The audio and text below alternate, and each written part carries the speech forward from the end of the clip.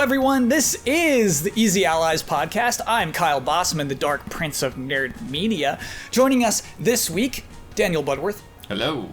Michael Huber. Hello. Brandon Jones. Hi. And making this all happen, Ian Hink. Hey. Thanks for making that happen, I'm Ian. not doing anything. Good job, dude. You invited me to the Zoom meeting. Yeah. That was something. I typed /Zoom in the Slack. Yeah. So I did technically make this call happen. Is that making really this call it? happen? Yeah. That's That's all. all. Huh. Anyone can do it. So for the rest of the podcast you're going to do, Kyle, that's what you do. Sure. Yeah. That's how that's set up. So that you want to make a note, I can make a note. Jones's joke there makes sense only if you know that this is my last regular podcast of the Easy Allies podcast. And audiophiles may note that there's a slight air conditioning whir under my voice. Look, I need this. I need this because my neighbors are being loud. I feel like we're all having this right now. Yes. A little too much of our neighbors. Yeah. And I need the white noise to balance it out. Otherwise, I can't think. It's just, I cannot process a thought. Kyle, I have this, the refrigerator hum? The hum of a refrigerator? Love it. It used to annoy the crud out of me because it would go on and off, and then it would always go on in like a dramatic scene. Yeah. Now I need that hum to drown out my neighbors. Mm-hmm. Like I yearn for the hum of the fridge. Yeah. Just that white An noise. inconsistent hum is I at my old first apartment in LA, my roommates would turn on and off the air conditioner. It was set to temperature or something, and it would stress me out trying to get to sleep because I didn't want it to turn off, and I would like lay there in fear that it was going to end. Very weird. It's the lives we lead. It is time for corrections. Begin corrections music, please. Dark Sector and Dark Void are actually two different games. Dude, Dark Sector! Yeah. Dark Sector's the glaive, Dark Void is the verticality. Yeah, the jetpack. The jetpack. Which one has like the blue cover with the guy going like to the side? That's got to be Sector. I think that's Sector, Sector? Yeah. Okay. Yeah. And Dark Sector basically became Warframe, Warframe, yeah, same people. Steam Universe and all that. Oh! Same universe? Wow. Wow. I don't know 100%, but like it's all pretty connected. There's some stuff going on there. Because that was like the first trailer we saw from last gen. Where it was just it was some dude in a hallway in Dark Sector. We're like, whoa, finally, we see a game. And then just the gen was going and going and going. We're still checking in like, what's the Dark Sector? We own these consoles now. Is that happening? What's going on? I feel like the camera would follow the glaive, you threw it, and it would like... Yeah. Then when it came back, it was this completely separate thing. Yeah, Dark Sector originally was very, very Warframe. It was very, lots of like helmets and shields and very sci-fi. I'm glad they kept going, dude. I'm glad that game didn't ruin them. Yeah. Loved that game. Wow. Dude. Yeah. That's, and then Dark Void was like when Capcom was investing in all those Western studios. That's why it came Bionic up. Commando and all that, yeah. Yeah, that's why we were talking about it. It's just that weird period of Capcom in the last generation where they're like, what do we do for Western audiences? And it's, don't worry about it, dudes. What you do is great, is what turned out to be the solution. So the DualShock controller for the PlayStation 1 is not actually the first PlayStation 1 controller with analog sticks. There was one in between called the Dual Analog controller that lasted for basically a year. And it didn't rumble. It had concave analog sticks. And it was around for basically 1 year. You had that? I had a pre-run. Now that you say that, I remember I had a dual sticks no rumble controller. Yeah. I had a game that showed them. And I'm like, that's not what an analog stick looks like, you dumb game. But it was like, just for that year, it was. It was basically 97, 98.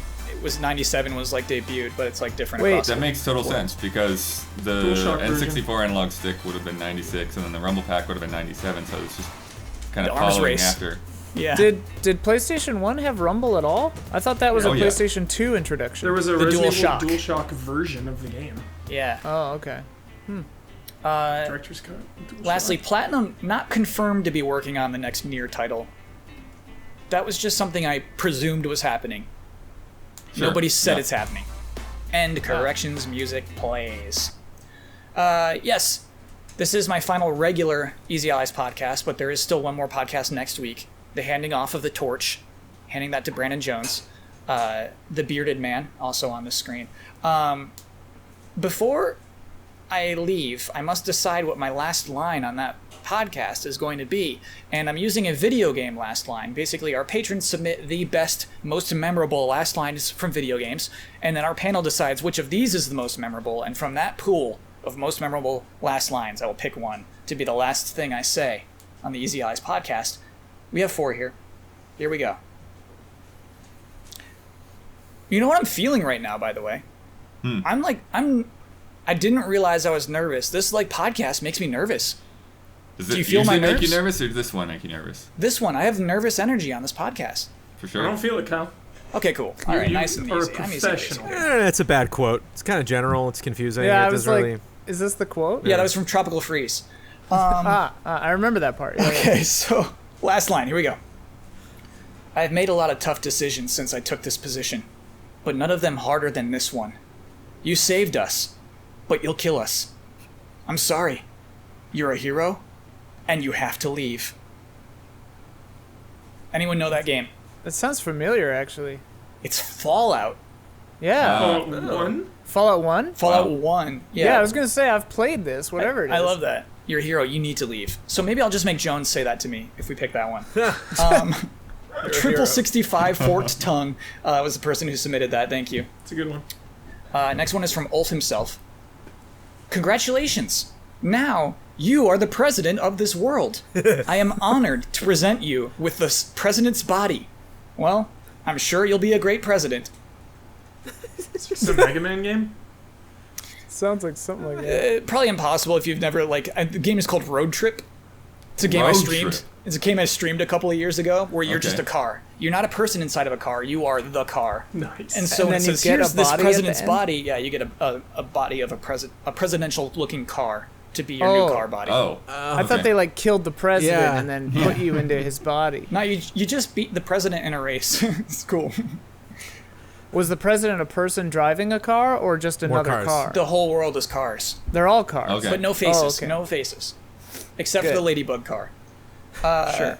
Fidgety Acolyte presents this one, which I just find fascinating. Congratulations. You successfully completed all of the stages. Enduro is a symbolic journey through life via the media of race. The results are insignificant, and what really counts is competing. Of particular importance are the lessons to be learned concerning oneself from the various encounters you experience along the way. There is no victor or loser in this test of endurance. The only thing that matters is that you have a commitment to begin the long and trying trek. This game is then decided to all of the life riders who have standed out on the solitary trip to find their own individual limits. Last but not least, may we sincerely congratulate you on a perfect run. So that Dedicated or decided? Life Riders? Is that what the... the game's called Enduro Racer. It's for the Sega Master System. Wow. But you said decided at one point when dedicated would have made more sense? This that game is then how- dedicated. Yep, you're right. Okay, okay. Yeah, this game is then dedicated to But all of the life standard riders. standard is in there? I'm sure it is. If it's No, Master who have System, started- I I'm mean, I surprised just read it sounds as started. good as it does. All right, Okay. I should read at least that last line one more time because I messed up 2 words. Start Okay. over. The game is then dedicated to all of the life riders who have started out on the solitary trip to find their own individual limits. Imagine finishing a racing game and then it tells you all of this. Yeah. If you got a perfect oh. run, or did you? Yeah, they just assume you did, or You completed all of the stages. Sure, So sure. I guess that means you had a perfect run. Finally, come on, babes, let's rock. I mean, that's the one. That's pretty good. Do you know who that is? that's a Sonic. the Hedgehog Probably game for Duke sure. Nukem? Is that There are some, very like, few characters who can get away with this. Dante? Yes. It's Dante. Yes, it's Dante. Devil May Nice. Cry 4. It's Dante. That came from Victor. Come on, babes. on, babes. Let's rock. Which one of those 4 is most memorable? The one Dude, from the- Fallout, Road Trip, Enduro Racer, or Devil May Cry 4? I liked in Fallout quite a Yeah, bit. I enjoyed Fallout. Like Selfishly, Fallout and good. DMC. 'Cause you can DMC is just it's a little tighter. The Enduro Racer one, I love it for its brevity. Yeah, obviously it wasn't gonna win, but I've never heard of this game, and I just love this idea. You just finished this very old game. It's like, man, listen, what you just did was amazing. Like, there's more to life than this. This is just the beginning. Stay focused. It's like, okay, all right. So that's where Dark Souls got it. I wonder right? if that's They like got a that writer idea. director that had just so many big ideas for the game, and they're just they're sitting with the coder, and they're like, okay, so I had this vision. Like, I can't do that. We can't with the technology. It's like, well, I just want to tell the player a lot of things. Can we do that? Like, You're a life writer. You're a life writer. Does that You're come a life across? writer. Are you getting this? The race was life okay, all so along. they started on the. Oh, all right. So are we going with Fallout then? You're a hero and you have to leave? Devil May Cry is really good though. You are. You're But the- Bossman. But Hubert and Ian both like. I think it was 3D or 1 for I'm Fallout. voting for Enduro Rider. Oh no. Well then 2 Racer, to your whatever. 1 and 1. Hubert and I Your picked arm is Fallout. getting so disturbing. Listeners, you gotta realize how weird the Zoom backgrounds are. It's hard to explain, but it's They're like weird. it's we're all familiar with green screens. We all have weather people on our TV stations. But imagine if their arms just kind of disappeared all the time, in very unsettling ways. Okay. Wait. So what are we going with? Let's Rock, babes. I'm voting for Fallout. Yeah, Fallout. Seems Okay, like Fallout Fallout the wins. most. Okay. Let me highlight Yeah, that. I'd vote Fallout after Enduro Rider or whatever the hell it's called. But I'll never All right. forget it. So yeah, if that wins, I'm gonna make Jones say it to me. You've saved us, but you'll kill us. Okay. It's kind of true. So good. Is it true? It's so good, Bossman. I've really. A little too real. A little too real. I love Too real. it. I'll feel that one. You have to leave. Oh, I put this is. Oh man, I actually grabbed more than that. Oh well, that's it. That's it for best last lines. Good bit.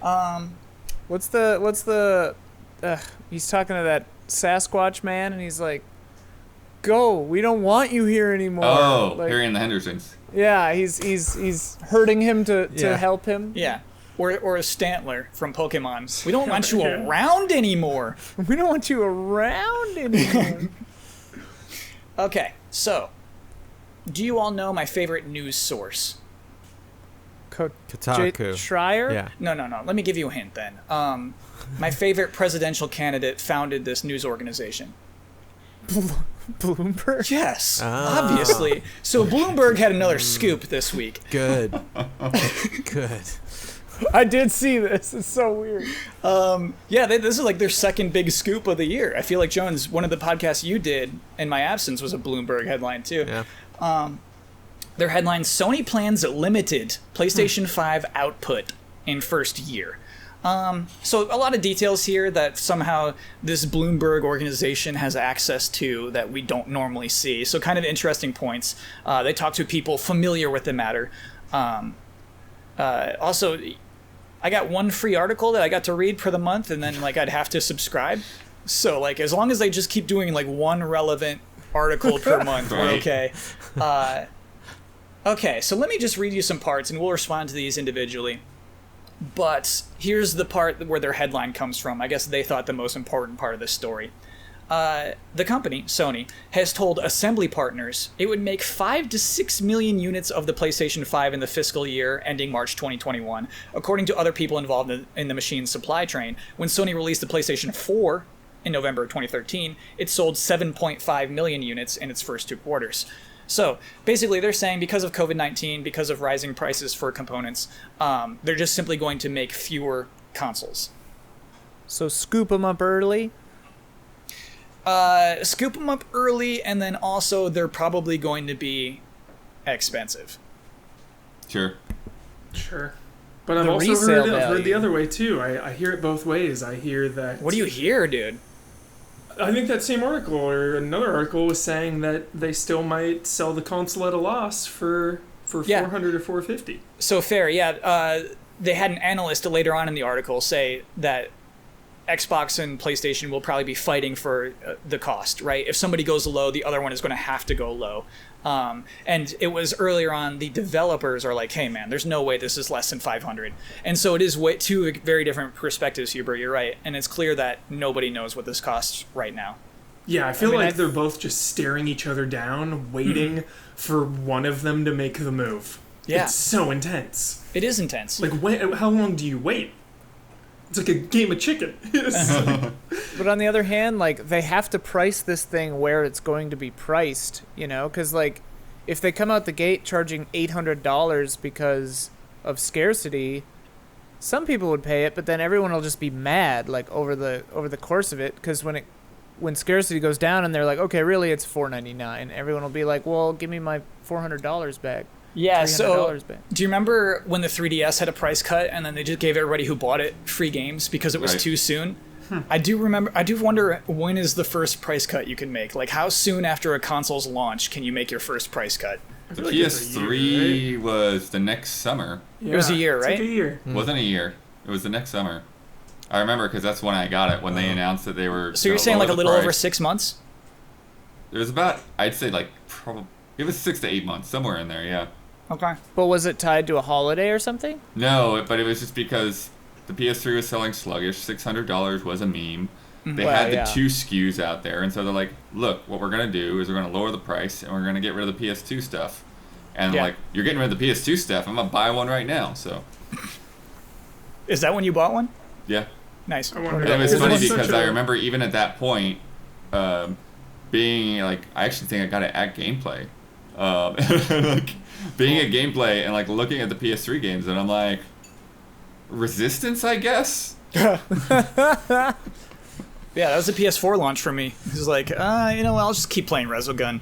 Damn, Resogun's so good. Yeah, right? What launch game do you love for the PlayStation 4? Resogun, for sure. And now, Yeah. Oh. You love... I mean, I played NAC. You're right. I played through the whole game.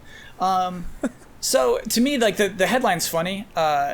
Limited output, when it's really a difference between 1.5 million or maybe 2.5 million. So, yeah, I mean, I guess that's a lot. If they only sell 5 million in the first 2 quarters as opposed to 7.5 for PlayStation 4... that's a lot. That's like And is 50%. It is. Are those the worldwide production numbers, or is Yeah. that just Yeah. US? That's worldwide.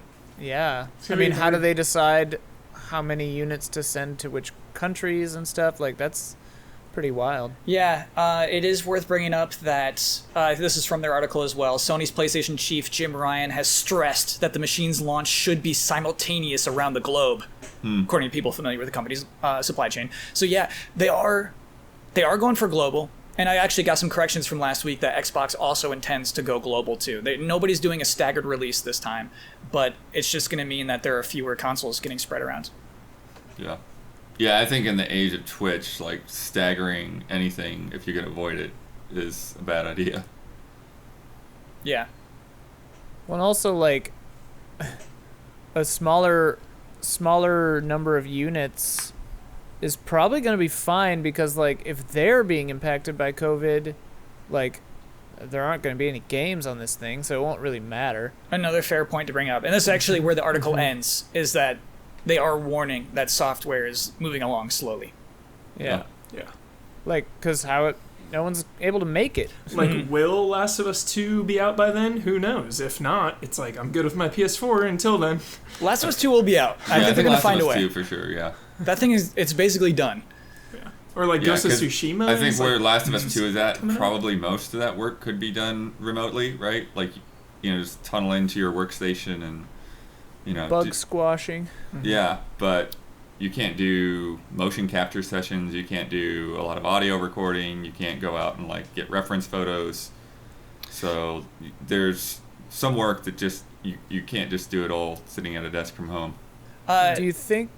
Oh, sorry. So, I guess what's happening with The Last of Us, and the comments tried to teach me this, is, and this is why Final Fantasy VII Remake had to come out early in the other countries that it did, was that just like supply chains, like being able to be shipped is a privilege right now. There aren't as many shipments happening anymore. And so I think that is a huge factor of getting this worldwide launch for The Last of Us Part 2, is just the idea of like, hey, can I get this on your boat? And they're like, no, dude, we need to ship bananas, sorry. And so I think it's like a little bit of that. And so Huber, I think they're going to find a way.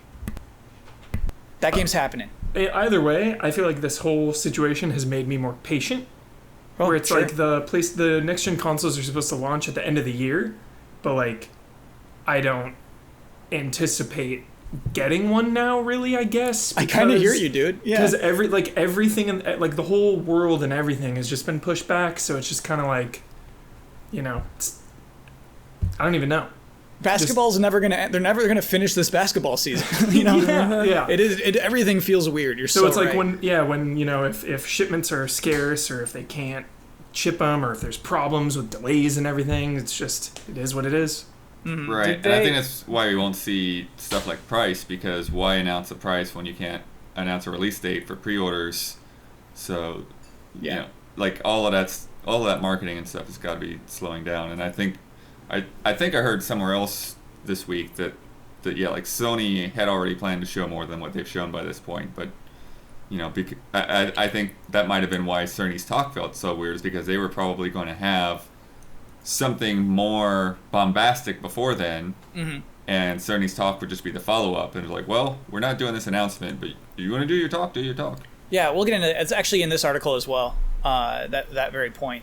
I want to hear Ian's take, though. Did they actually say they're just not going to finish this season? Or did they just cancel basketball? They're not willing to yet. It's just looking like it's not. Same with hockey. It looks like And those so they would seasons are just over. They would just start a new season when it all Next comes year. back? Yeah. That's interesting. Yeah. Yeah, for baseball, they're talking about just playing every single game in Arizona and the surrounding facilities. Wow. And just staying locked down for a couple months while they just scramble to play every game. What's safe about Arizona? It would just be, there's like a ton of facilities there, spring training camps, so they could, if they had all the players, they could use the Diamondback Stadium and the surrounding facilities. But, I don't know. It's going to come down to a vote with the players and stuff, a players association vote. Whoa. Would you watch? Would you watch this sport with this empty stadium? Yeah, of course. Oh, okay. Kershaw was saying he didn't want to do it because he has a family, and I guess if they did it that way, they would have to be quarantined, so he couldn't come home and stuff. So it's just everything. There's so many logistics that I don't even think about with all this. Yeah. It's like, Yeah. I've forgotten what the initial... I'm sorry. I think you're talking about when we were talking about The Last of Us 2 getting wrapped up. We were talking about shipments making it and just any software being launched with these new consoles. Well, and also I was thinking about voice acting and stuff, and it's like, are we going to hear a little group of games coming out at the end of this year, beginning of next year, where everyone's recordings sound just slightly different because they were all using their own home studios, Yeah. There's so many ins and outs to all of this. I honestly think it's a weird situation because if we are, if everything hasn't cleared up by the end of this year and the new consoles are out, not only will their shipping be disturbed, but the consumer's ability to purchase these things will be disturbed as well. Like, everyone's going to have to order them online, and then that's going to cause even more weird It's delays. going to be so annoying. It is going to be It's going to be crazy. And, so to me, it's almost like, why put it out if there aren't going to be any games, and it's going to be super hard for everyone to get them anyway, and there are going to be a fewer number, making it hard to get them even in normal times, But on the other hand, I know that they probably budget their fiscal year to blah, blah, blah, whatever. Yeah. So they need to get X number of whatever out there, So it's all very interesting. It's so, on that point, it's really funny. We usually say that, hey, the console wars aren't real, right? Both these consoles, they're just doing their own thing. They have different business plans. But an article like this even went out of its way to call them arch rivals. And some of the people familiar with the situation, or whatever they say, said that there's no way the PlayStation 5 won't launch if the Xbox launches. Right. It's funny I because mean, I think is true. I guess so. I didn't think that was true. I really thought that just hey, they're on their own paths. But I think Huber's totally right. I think they're both waiting to see who says $4.99 first. Yeah. Yeah, and then the other guy can go $4.89. Gotcha. We don't. There's nothing we like can give next each other gen. discs. To get them riled up. I guess so. For me, I think it's an uneasy or a friendly alliance here because I'm looking at this potential drought and scarcity of the consoles, And it's like, man, if I can't track down a PS5, maybe I could track down an Xbox, or vice versa. Like, people who are just looking to get a next-gen console can't get one, so they end up getting the other. And you think they would like for that to happen? No, I'm just saying, No. like, I don't see console wars. I see the video game industry and good vibes of it. The thing I'm telling you that's not interesting. true. Go ahead, Ian. The thing that's interesting to me, if I'm Sony, and like they said, like Bloodworth said, like maybe they had games to show at the Cerny talk, but those aren't in a space that they can be shown, I would be quaking in my boots, because if Xbox Series X comes out the gate with Halo Infinite ready in the box, whatever to buy, and we don't have a game, like we don't have a killer app, like you're going to lose that launch. If it is a war, they're going to lose if they don't have a big time game, if they're all delayed, you know? Yeah. But it's, you know, they can't delay the console because then they're going to look like the second fiddle anyway. So it's like they're kind of hosed maybe. So Huber, when you say that, do you mean from their Me corporate personally. perspective, or your? No, me I get it. I get it. personally. I get it. Like, no wars, no console wars. Yeah. Like, they're both just trying to launch their systems, you know?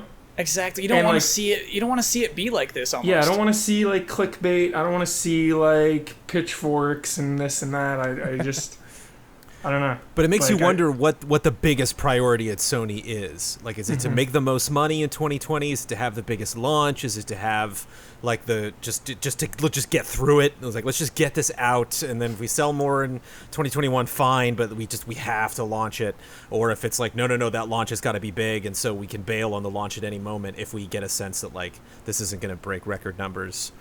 Or if it's just like, we got to beat Microsoft, or like, what is number one, you know? Because I wonder why this article came out now. That's the other thing that's funny, is none of this seems like, so something went down this week, you know, that's kind of led to all of this. This just is like a report on, here's what, you know, the temperature in everybody's office buildings, basically.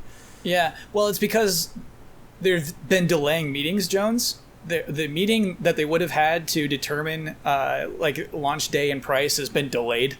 Wow. Because of COVID-19, because everybody's from home. Yeah. And that manufacturing apparently is going to begin in June. Like this is rolling. So it's all coming along. I want to hit the sentence we've, at least the paragraph that we've been talking about or referring to, and it just starts with this matter-of-factual statement that I think we've been suspecting, but it's just right here. The virus has already upended Sony's promotional plans.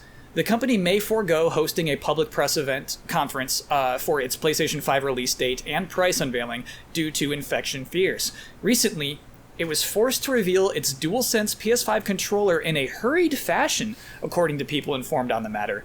While only a small circle within Sony are privy to the appearance of the PS5 console, the controller has been shared with outside developers, and the company feared it couldn't control leaks, they said. We probably would have had that event by now. I think what you can infer from that. Yeah. Yeah, Yeah, which that makes me think probably it would have happened in March, Yeah. you know. Yeah, late February, early March. Yeah. Because, too, I think, you know, as we saw with them bailing out of PAX East, being, you know, kind of one of the first people to do that, like, I think that was kind of the indicator where, you know, they were probably planning to do big things around that time period. It's weird though. I hesitate to agree with that for the reason that Sony the last year and a half has kind of seemed to be eager to pull out of things. Like they've seemed to be eager to have a reason not to show up and share information. E3 certainly. They seemed happy to E3. leave E3. Yeah. Yeah, they were thrilled. Yeah. So it's weird. I don't know why. I don't have a guess, but that's the vibe I've gotten, is like they're rearing to, they're like me having been invited to a party, just looking for any reason not to go. You know? Use me as an excuse anytime you want to, Ian. Huber, he I gotta hang out with shattered his Huber. knees. I gotta. He needs me to feed him. Jonesy. So you had a presentation planned. You had a whole reveal planned. You had the script written. You had the PowerPoint presentations ready. You had the trailers ready. You had the presenters ready. You had the PlayStation 5 reveal all sorted. It's not happening. What do you do with all that? What do you do?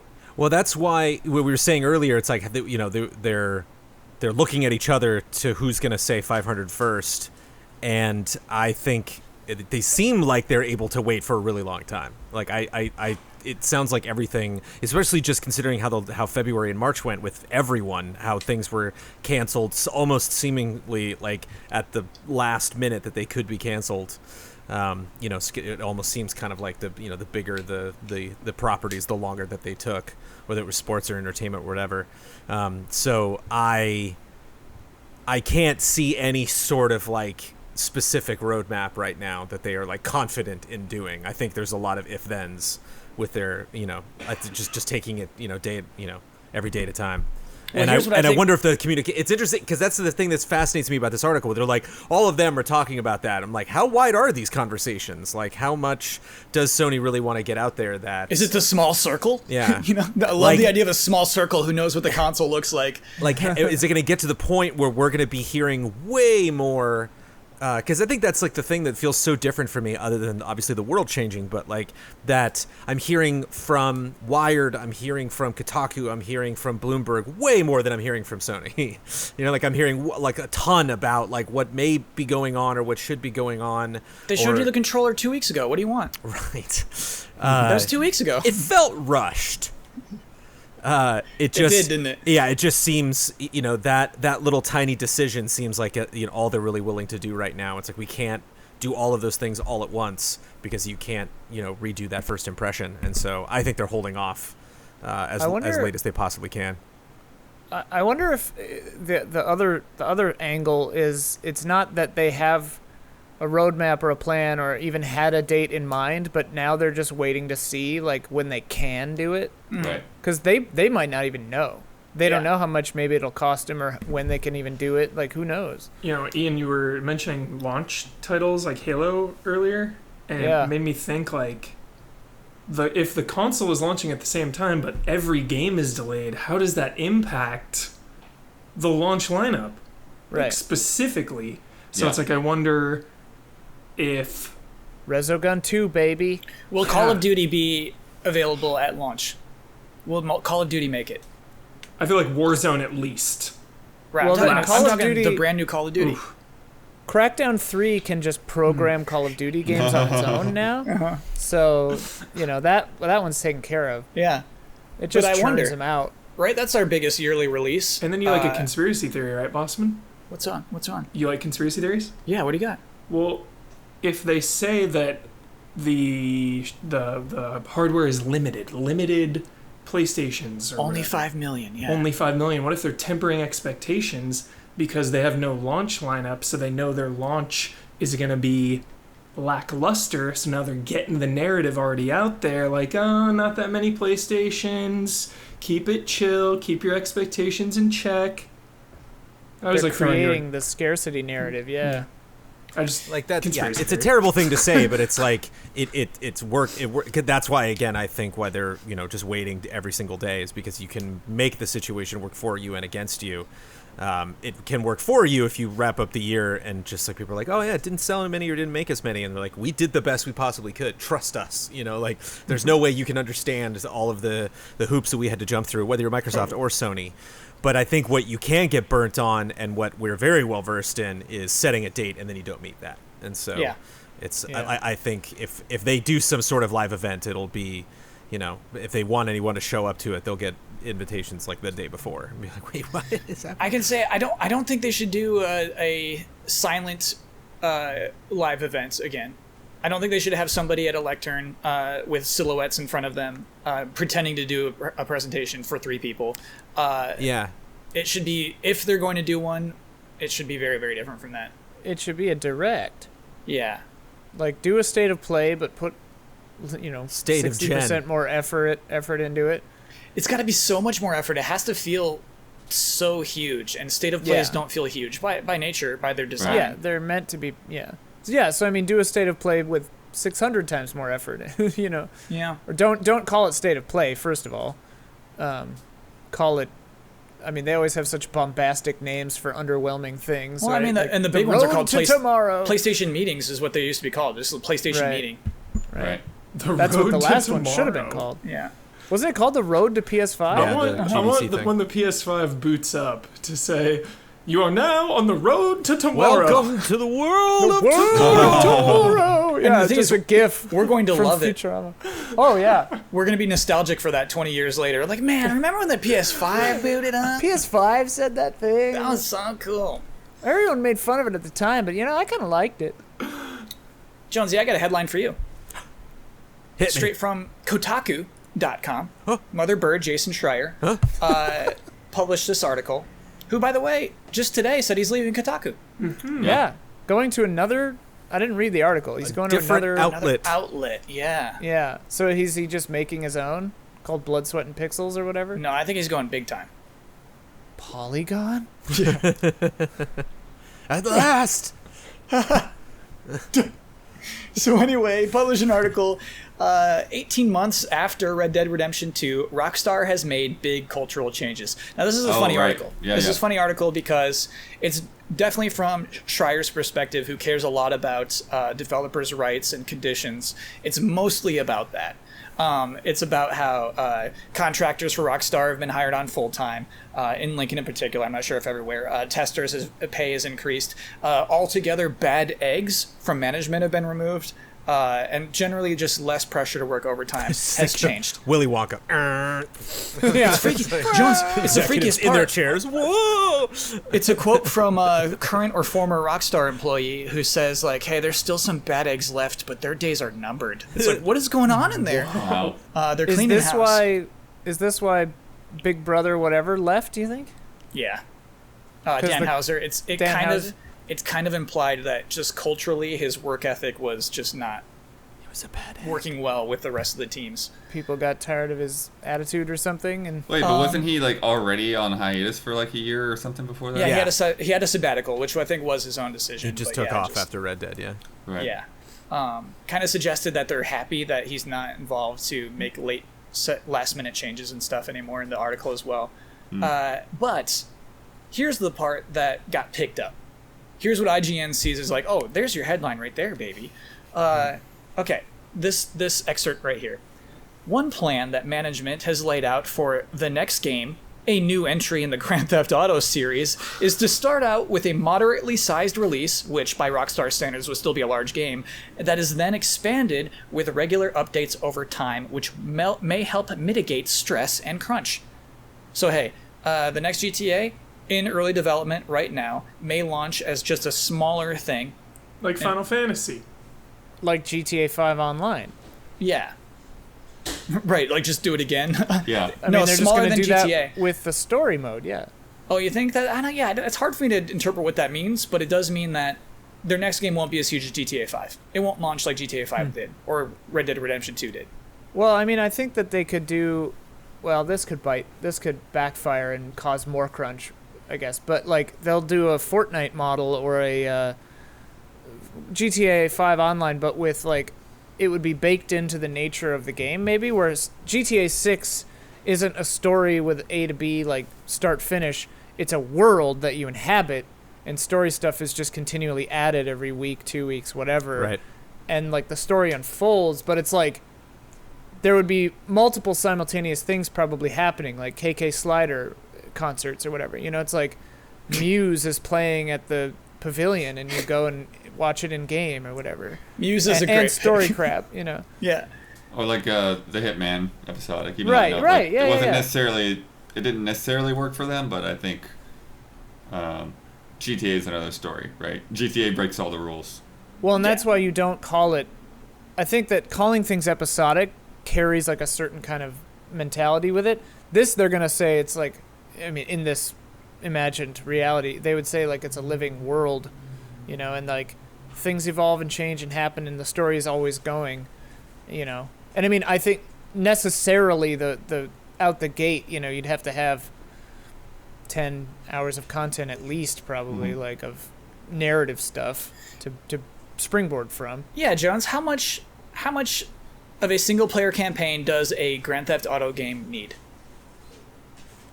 On an hourly basis? Well, it depends on what do you mean by need. Are we talking sales? Or are we talking review numbers? Like, Ooh, tell me about review numbers. you know, you need a dense campaign. You need interesting, characters. Like I didn't think the villains and parts of the story were that interesting in GTA 5. It was just having those three guys, and the fact that they all inhabited that world together. That's what made that so fascinating.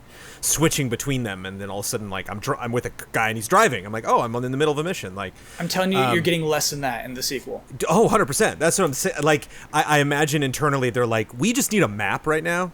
Like, we literally just need a surface area with some walls, maybe, so people can, like, duck behind them and then shoot at other people. Maybe some race tracks, and then we'll add interiors later. We'll add story later. We'll add all of that stuff, because I think truthfully, like, that company had planned for it, but was really just blindsided by how much GTA 5 continued to make. They were like, whoa, this changes everything in terms of really what we should be focusing on. And so if they're like, if this is so many years later and we're still kind of doing the same output of new stuff that we do with GTA 5, like, why not just start this with 6 and just do that? We need to basically, we skipped a gen. We got to get a map out on these consoles when they come out.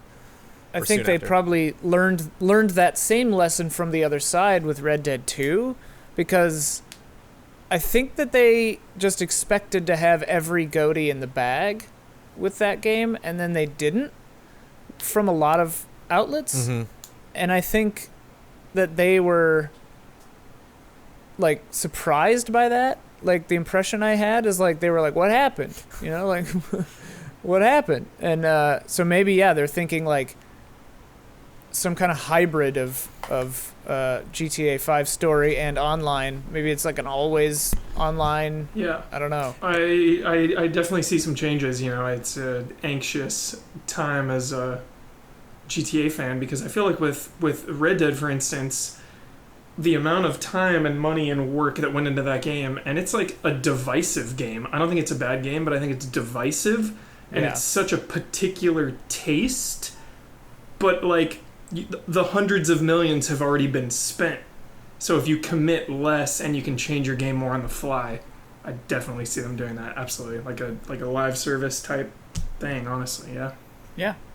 Then Fortnite, I think, really shows that there's an audience for that, and obviously the ongoing success of GTA 5 online. It's like, why wouldn't they just, I mean, like, I don't think they're gonna pull a whatever Call of Duty that was and just do multiplayer. But some kind of hybrid of the two for sure. Like, story updates and stuff, like living world kind of stuff, for sure. What I find interesting is I feel like we've been talking about the next GTA plan, what they should be doing for a while, and it's kind of along these lines. What I find really interesting is the angle that they're doing this to keep employees more relaxed. Is actually it's for the benefit of the developers more so than the benefit of their balance sheet. Do you believe that this is a practical model for developers, that like something like this would actually be easier for the people who are making games? I mean, it can kind of go both ways, right? Like, if you have a good plan and like a good pace of content, and you have an idea, and maybe that's part of the structure of developing this, and like seeing, okay, well, how much can we get done if we're not going to have this crunch period, and like, let's figure out what our pace is, and then be able to build off of that. And so, like, if they figure out what their pace is, and like, okay, well, once we get to X point on the timeline, then we'll set a release date, and then we'll know that we can, like, bring out the rest of this content on a set schedule. The problem with that is, if you get into a situation where you're behind and you've set this schedule and people expect content, then you're just eternally on crunch. Yeah. That's the thing. Yeah, that's seriously, the thing. if the game never ends. That's Fortnite, man. It makes it's Fortnite. It's eternal crunch. Yeah. Well, that's the thing that I think is funny about the video games industry specifically, with crunch and stuff like that. And I'm not a game developer. I'm not a publishing company, so this is coming from a place of somewhat ignorance on every cog in this machine. But like, it's really interesting to me, and I think there are a few companies in the world who can do this kind of thing. Like, I mean, Star Citizen, they're like eternally just in production mode, right? But I mean, like, CD Projekt Red or or Rockstar certainly, like, why not just be like, everybody works 8 hours a day, we just do that, and then like Blood said, when the game is done, we put it out. Because it's like, like Brandon said, they skipped a generation and they're still making more money than everyone. Yeah. Like, almost. They're like in the top 10 regularly.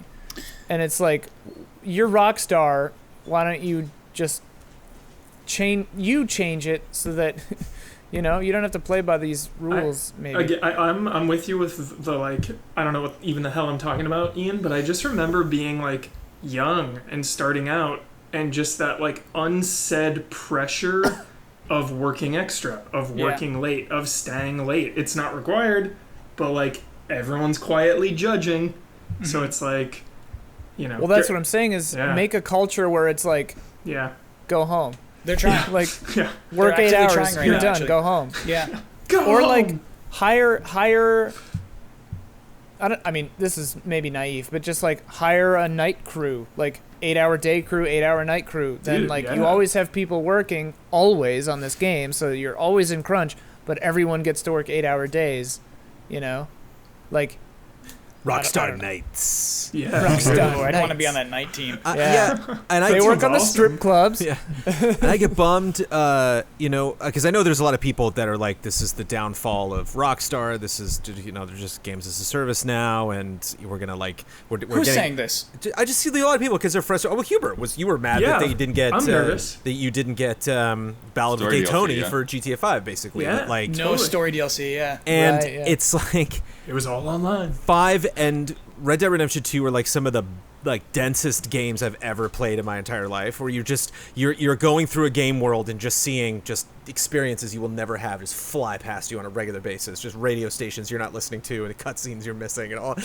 it's like I don't know, like I feel bad, that I wish a good thing could go on forever, but at the same time, these are the biggest games anybody makes. And so the physically, like, just all the stuff that they cram into it. And so it's like, I don't know if I would be, like, upset if I, like, popped open GTA and then, like, 20 minutes later, or 20 hours later, I was like, oh, okay, cool. I'll check out the next thing in 2 years, and maybe I'll play a little bit online. That's neat. I'm not like, I need 20 more hours, like Jones, because they haven't nailed it yet, but the idea of Hitman, the idea of putting the story on pause for a bit and then jumping back in is so exciting for a GTA game. Like, imagine if it's like, the villain got away, but, they'll be back, and then, like, 4 months later or something, new season, the villain's back, and it's like, dude, the things they could do. I mean, the thing that you mentioning Ballad of Gay Tony made me think about is like these games have huge casts. Like, either you could do it like a Rashomon kind of thing where like you like the first campaign is this person's story, the next campaign is this person's story, or you just take like a tactic of just like, here's something going on in this city, like here's a cool tight 8 hour story you get one every 3 months of like, here's Sally who works as a grocery store clerk and she's forced to rob a bank for this guy. And like, here's this other completely unrelated person, and then maybe there's like an overarching meta narrative that comes together over time or something. That could be really neat, like city stories. Watch Dogs Legion in the other direction. Right. Yeah. Going out in. Going out, yeah. Or potentially like Animal Crossing, you have things happen like when the new content comes up, it's aware 3 months have passed. Like we wrote it that way, Yeah, dude. What if GTA 6 takes place in real time? Sure. The newest season of Division 2 is trying to kind of do something like that, where you wrap up the expansion campaign, and then in the coming weeks you have to dismantle like his crew that he left behind. And it is all time-based, real-time. Like, if you miss one, like, they're gone, they're dead in the in-game universe. Like, but nice. You missed it. Cool. So, Blood, what were you saying? Yeah, but Kyle, remember last fall when, like, Animal Crossing was delayed? And they were like, we're doing this so that, like, our workers don't have to, like, go through crunch and all that. And then their stock, like, dipped. And now, like, Animal Crossing is the biggest thing. You see all these new, like, people all over the place, like, sharing Animal Crossing screenshots and stuff. Yeah, well, that's kind of the thing with markets too, is like the trends are all fear-based anyway, so it's like to a certain extent, you can ignore those knee-jerk kind of things, you know, because they're just like knee-jerk reactions, and it balanced back out, and now I don't know if they're up or anything, but like Animal Crossing, I saw an article the other day that said Animal Crossing is the defining success of the Corona era or whatever, and it's just like, yeah, everybody's playing that little thing. Mm-hmm. Yeah, it and pays Ubisoft off. has done a lot of similar things too, where they're like, Yeah. hey, our games aren't doing too good. We're gonna push everything back and figure them out, make them good. It's nice. It's I encouraging. hugely respect going back to the drawing board. Yeah. Like, I think that it's a necessary thing for a lot of companies. I do want to note that at the end of this article, the people speaking to Schreier, and also his own opinion at the end of the article, is that, like, hey, this is working now. They haven't gotten to crunch period of this game. We don't know if they're going to stick to this policy throughout the entire development of the game. Got it. They're doing great right now, but we'll see. And I appreciated that kind of perspective. I bet they don't. Yeah, right. It's that was kind of the note it ended on. It's like, okay, It's like they're not really going to stick we'll with it. see. Do you all hear that? Oh, It sounds like it's my neighbors. Gotcha. It sounds like his podcast. It is pocket. Halftime. It is. That's right. If you're a patron of Easy Allies, thank you. I got a couple more headlines I want to get to before Love and Respect. Firstly, a press release came out from Riot this week. Riot Games acquires Hypixel Studios. And look, normally, I gotta be honest with you, I'm gonna overlook that headline. I don't care. I don't know what that means. I'm not interested. However, sometimes I will ask our community during a stream, like, hey, what do I got to talk about on the podcast this week? Somebody brought this up, and it is more interesting than I thought it was. So, Hypixel Studios. They started off as two people who made a Minecraft server where they I knew it. Did you know this? I'm sorry to jump ahead, Please. but from the trailer that you made us watch, I was going to say my guess, if we did not know, is that this started as a Minecraft server. They put a bunch of mini games on it, like Yogg's Cast or whatever it's called, Yogg's, whatever. And they just then decided, what, we could just make our own game with all this stuff. That is So that's exactly what happened. It. Yes. Aha! Insanely popular Minecraft server where they Yeah, would make their that's- custom maps and things. That's what it looked like. And, so they're developing this game, currently in beta. There was 55 million views on that video, on that trailer. Wow. And what was the name of it again? Hightail. Looked Yeah. awesome. Hypixel Studios making the game Hytale, With a Y. with a Y. It is Not like hightail it out of here, but No, it is... I'm not sure what that HY stands for, Like to be honest. Hylian. Like Hylian. mean, yeah, yeah. dude. Fantasy vibes. it's So- probably derived from whatever their modder name was or something. Sure. I don't think... I'm realizing now, I don't think I know how much they bought them for. I don't think that's part of the press release, unfortunately. But I assume this is a big deal. Riot is... We've been talking about Riot a lot. From when they announced, their 4 or 5 new games, and Valorant obviously is huge right now, on Twitch at least. I don't think it's publicly available yet.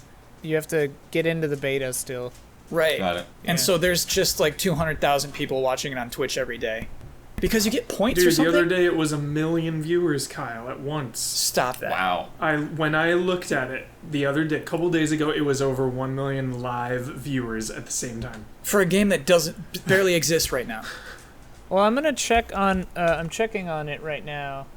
I mean, that kind of plays into it, though, right? Like, if Sure. you can't play it, then you're just going to watch somebody play Yeah. it. Huh. Yeah. Well, and also, Valor. How do you spell this? Damn. VALORANT. Yeah. Oh, yeah. There we go.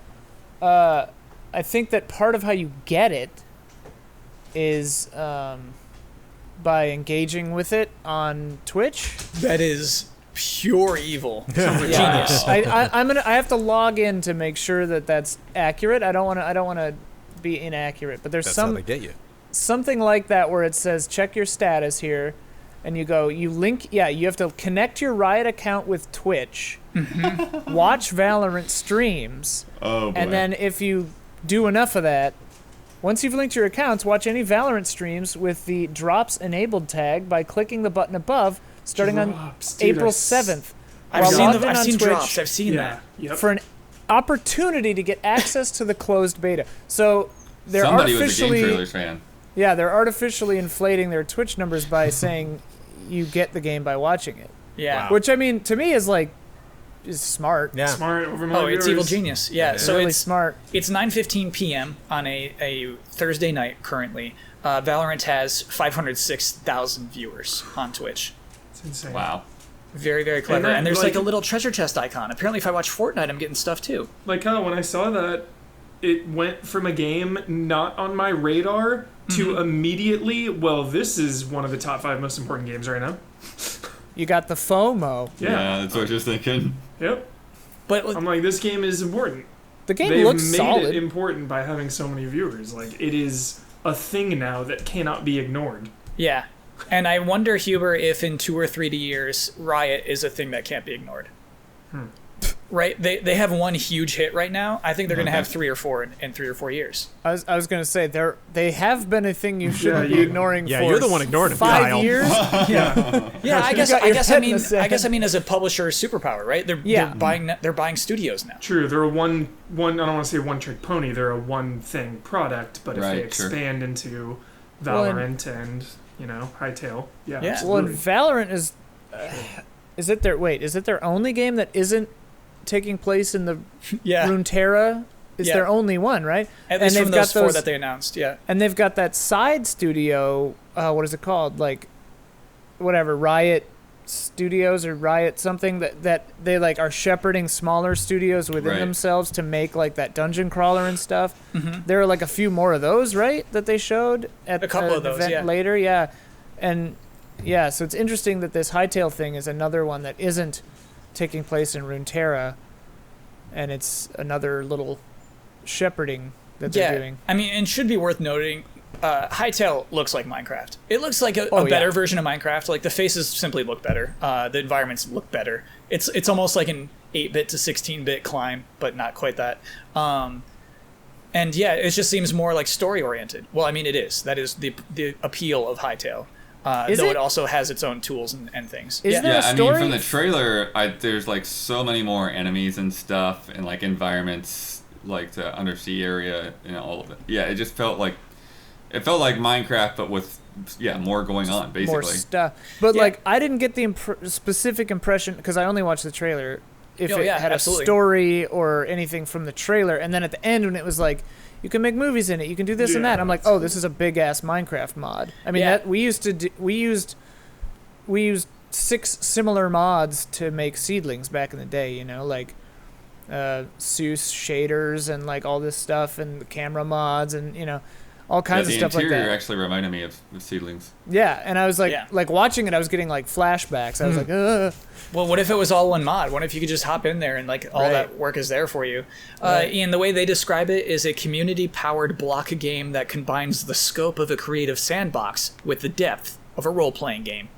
Right, so that it's all going to be modded content that's the community is putting into the. That was the impression I had at the very end when it was like endless content or whatever it said, and I was like, oh, okay, so it doesn't come out of the box with any story or anything, but everyone's going to make stories.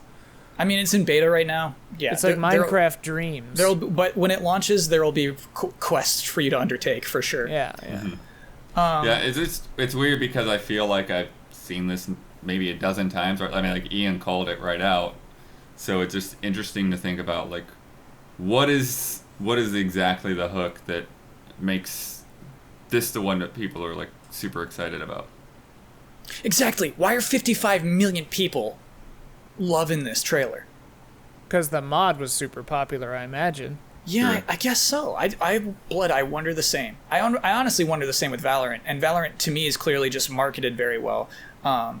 And we talked about it. It's also, no, I don't want to just say just marketing, because we talked about how important their online connection was to that game's development as well. So it's also made for the people who will care about it the most.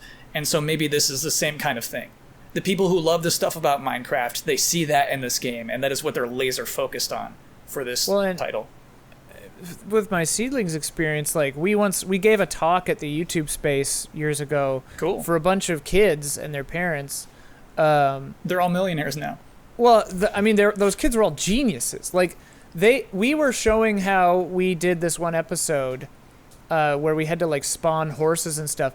This kid comes up afterwards and just tells us like, "Oh, you can do this, this, and this," and we were like, "Really? That would have saved us like an hour and a half every day." Like, and like that kid was probably 8, Yeah. 10 maybe. I can't tell how old kids are, but like, yeah, young, And these kids are all just programmers basically, and they learned it all because of Minecraft. And so I could easily see that, given the time that's elapsed from then to now, Hytale being something that would be really popular with people like that. Like, now they're a little older, they want to have a little control on it, make a little more impact on it. Yeah, it's not the stuff you see in Minecraft trailers. Yeah. Where it's just kind of like, everybody together, you can play with your daughter. And it's like that kind of angle on it, right? Right. Obviously that's still there, it's still present in Minecraft, but this seems like focused on this one element of Minecraft that people adore. And we still have, every couple of days we have someone message like, "Oh, put your server back up for Seedlings," like, and we had mini games and stuff on there, and like there were people, fans of the show, that would try to remake parts of the episode, like in game themselves and stuff. Like, people love doing that stuff, and I think it's amazing, like really cool that this game is building in all those machinima tools just right out of the gate. Like, that's smart, because if this game picks up, there will be many little videos made in it and stuff. It's cool. All right, panel, tell me then, is this game a locked-in success already, or is it a tough market? Give me one of those two things. Success. Locked-in success. Yeah. I think it's probably a success. I don't know if it's like a gigantic, but I think it's definitely got momentum. Because it doesn't seem like something that's necessarily, not to take any sort of creative juice away from the stuff that they've been working on and the ways that it has improved over Minecraft, but it doesn't necessarily seem about like the ideas that they're putting into place. It seems like they have an army, right. That these people are like, we just have a lot of bodies, we have a lot of people we're connected to, and that's what Riot's paying into. Not like, finally somebody who did a cool mod in Minecraft. It's like, oh, okay, you're right. About to, this might not necessarily have a big launch because only you will know, only your community will know that this happened, but they're like, we could maybe do something even more with this if we kind of splat, and it's funny. I wonder if watching the trailer and watching some other videos about Hytale, I saw a lot of people talking about, they're like, this is just their own fun thing, this is the way they wanted to, they're making a game that they wanted to play, not necessarily, they weren't making Minecraft 2, they weren't making a Minecraft killer, they don't want no bad vibes with Microsoft, no bad vibes with Mojang, they just wanted to make their own thing. And I could just see Riot coming in and being like, bad vibes. Let the bad vibes begin. Out of the water, like the fine print in the contract is just like, no, we are going after these people. We're going to be like, hey, look at that, look, Riot, we own a game that's way better than Minecraft. So they're targeting a 2021 launch. I can easily, they're just going to play the same card again, right? We're going to see 500,000 people streaming this on Twitch, and people trying to get into beta codes with their little viewing hours. Well, that's why I was wondering, if there's beta right now, is it already on Twitch? It's not open beta. So there were like gameplay videos on YouTube, but I don't think we can watch this on Twitch right now. I can triple check on that. The other headline I wanted to talk about briefly, and it comes as no surprise, but is official. Gamescom has officially tweeted this week that not all details are known at present. The nationwide ban on major events until the end of August will also affect the planning for Gamescom 2020. Furthermore, Gamescom 2020 will definitely take place digitally. We'll provide further information shortly. Probably worth noting that E3 also said that they would do something digital, and then later said we're not going to do anything. So I do wonder what their plan is. But yeah, Gamescom is saying we're doing something digitally. Blood and I got those GDC emails of them, like, what did they say, August or something? The registration is open. Yeah. Right, you can pay money to go to GDC right now. I don't understand. And I'm like, you guys are dreaming. That seems so short-sighted. I don't understand that. When I look at the world right now, I see people hungry to invest. That's what I see. Yeah. I see people, sniffing out a little risk here and there, ready to make the big jump, the plunge. Well, especially when the last GDC cancellation was so big and involved. Why do the same thing again 3-4 months later? Just don't. All right. Just don't.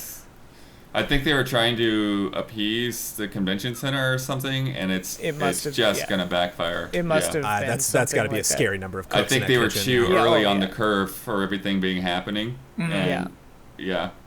That might be it. Like some weird contract that was signed.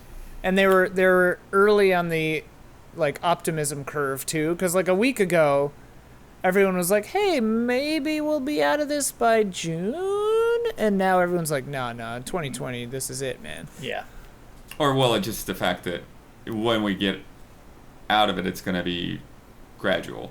It's not going to be as quick as when we got into it. So sort of the sort of thing where you shouldn't probably have a giant mass meeting at a convention, maybe. And was the ESA ever say anything official? Were they just like, we might do some, but we'll see. Yeah, they did, but I feel like Gamescom is being way more confident in messaging, and Keighley was like right there along with them. So I'm sure because he's involved with them now. Yeah, opening night live, baby. Yeah, so he's probably got the plan. Without Keighley being involved with the E3, they probably had no idea what to do. I truly believe Keighley is scheming right now. Oh, absolutely. He's building his own E3 com. The ESA just posts, if you guys could have Keighley call us back, that'd be great. Does he really have Keighley's new phone number? You know how Batman, like one of the attributes I actually like about Batman is that he's always prepared.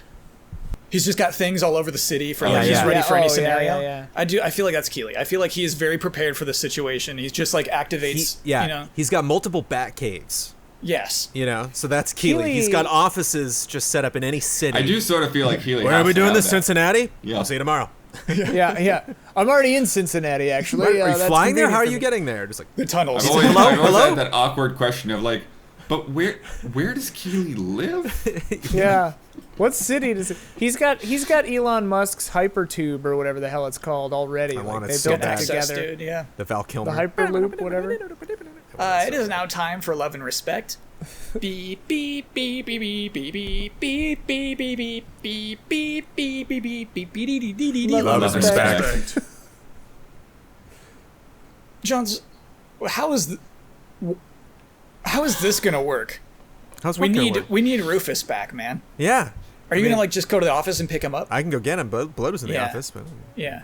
One of What's you not two, on every episode? Somebody's got to pick up Rufus. It would have to be you or me. I guess. It's true. If Rufus is going to be in the new Easy Alice podcast, if that's even. Is that a threat, Jones? Yeah. What? I mean, absolutely. By all means, make it your own thing. Yeah. I'm holding auditions. Let me just put it down. Holding auditions. I really hope you have oh my gosh. You know, it's like it's a classic nonsense when like an actor's been the same part on a celebrated cartoon for like 8 years and just like we're recasting. I mean, feel free to come in and audition. You're like, I already booked the job. What? Yeah. You're like, you'll probably get it again. Just come in and do a read with us. And just like so demoralizing. Like, okay. Poor Rufus. Don't make Rufus audition. I'm not. We're trying to price gouge Rufus. We price gouge Rufus. Oh no, I'm price gouging him. We're gonna price gouge him. Where are all the extra Rufus clones or whatever we want to call them? Prouse. Oh, we got clones. Yeah.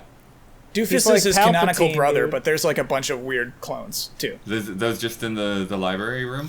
They might be. They're probably in Jones's garage, frankly. Yeah. I know I do not have them. I know that at least. They might be right behind Jones in that closet. They're in there, for sure. This question I'm actually genuinely interested in. I like the panel's perspective on stuff like this. I became aware of the existence of mock reviews after I started working in the games industry several years ago. For those who've never heard of them, my understanding is that developers pay games journalists to produce reviews, which they then use to shape their marketing strategies. The reviews themselves, of course, never see the light of day, and I've never heard of them openly discussed by outlets that cover games. My question to the panel is, have you always been aware of mock reviews? Are they not openly discussed because there's some kind of taboo surrounding them? Given that they're never publicly released, it seems odd to pretend that they don't exist. Looking forward to hearing your thoughts. Chris. I think Marcus Beer's doing that nowadays. I think he has a company. Generally, it's like a consulting company, right? Yeah, So you like hire a it's consulting company. This is consulting. You get paid a lot more money, I'll tell you that much. Yes. Yeah, they get paid very well. But I think it's not discussed because they're not... I've never conceived of them as reviews in the same way that we have reviews. They're I've never heard of it focus that way. tests. They're feedback. It's a consultant Right. giving you feedback. That's a different thing. And like Analysts. everybody pays everyone for that. Like it's a part of the development cycle for movies, for games, for music a lot of times. Like it's just part of the process. Like it's the same thing as a focus group, except you're getting a focus test from a knowledgeable expert in the field. And Well, that's that what was part of consultants the- are. Yeah, that was part of the Ubisoft thing too. Remember we were talking about that earlier? That like one of their issues is that like they were kind of just sort of relying on one source. You know, it's like, oh, their guy, you know, he likes this and that, and he doesn't like these other things, and Yeah. like, oh, we've been listening to this one guy a little bit too much. Yeah. Or even 5 people is too much. Right. Yeah. Yeah. I do wonder about that, Blood. I wonder about the people who I think of like Mass Effect 3, right? And the reviews are probably like, this is amazing. This is an achievement of video game. Like the standards have been reestablished, and they just don't expect the backlash that comes out because their internal reviews were good or something. I wonder if that just happens a lot. Like if I were to start a company like Marcus Beer or whatever has that does this, I would like intentionally hire people with like the most polar opposite, like disparate tastes, and there'd be like 6 of them, and they would all play the thing, and like one guy hates open world, and one person like hates like story cutscenes, you know, whatever, and then like the nexus, you'd hand in a report with like, you know, the nexus of all of their opinions and say like, yeah, it's a 6. Well, I think that's why they probably need people that are, you know, external. You know, you know, they probably have their internal people too, but you need external people in order to have this sense that they're going to tell it to you straight, not because, you know, they have lunch with, you know, the lead animator every Wednesday or whatever. So. Do you think Bleeding Edge had internal reviews? I kind of assume that everything does. I would assume. too. I would think that unless you're like really small indie game, you probably do. Like I think that was a big launch that turned out to not be a big launch intentionally and maybe wisely, right? And I wonder if they did have internal reviews that are like, hey, like, you know, it's a fun game, but it's just not going to do anything. Don't invest too much marketing dollars into this. It kind of seems like that's the system working in a way. Seems like they didn't market that thing at all. Right. Right. I barely even knew it was out. And sometimes we're mad, right? Sometimes like, this game was great. Why didn't they market this more? But generally, you know, for the most part, there isn't that discrepancy too many times.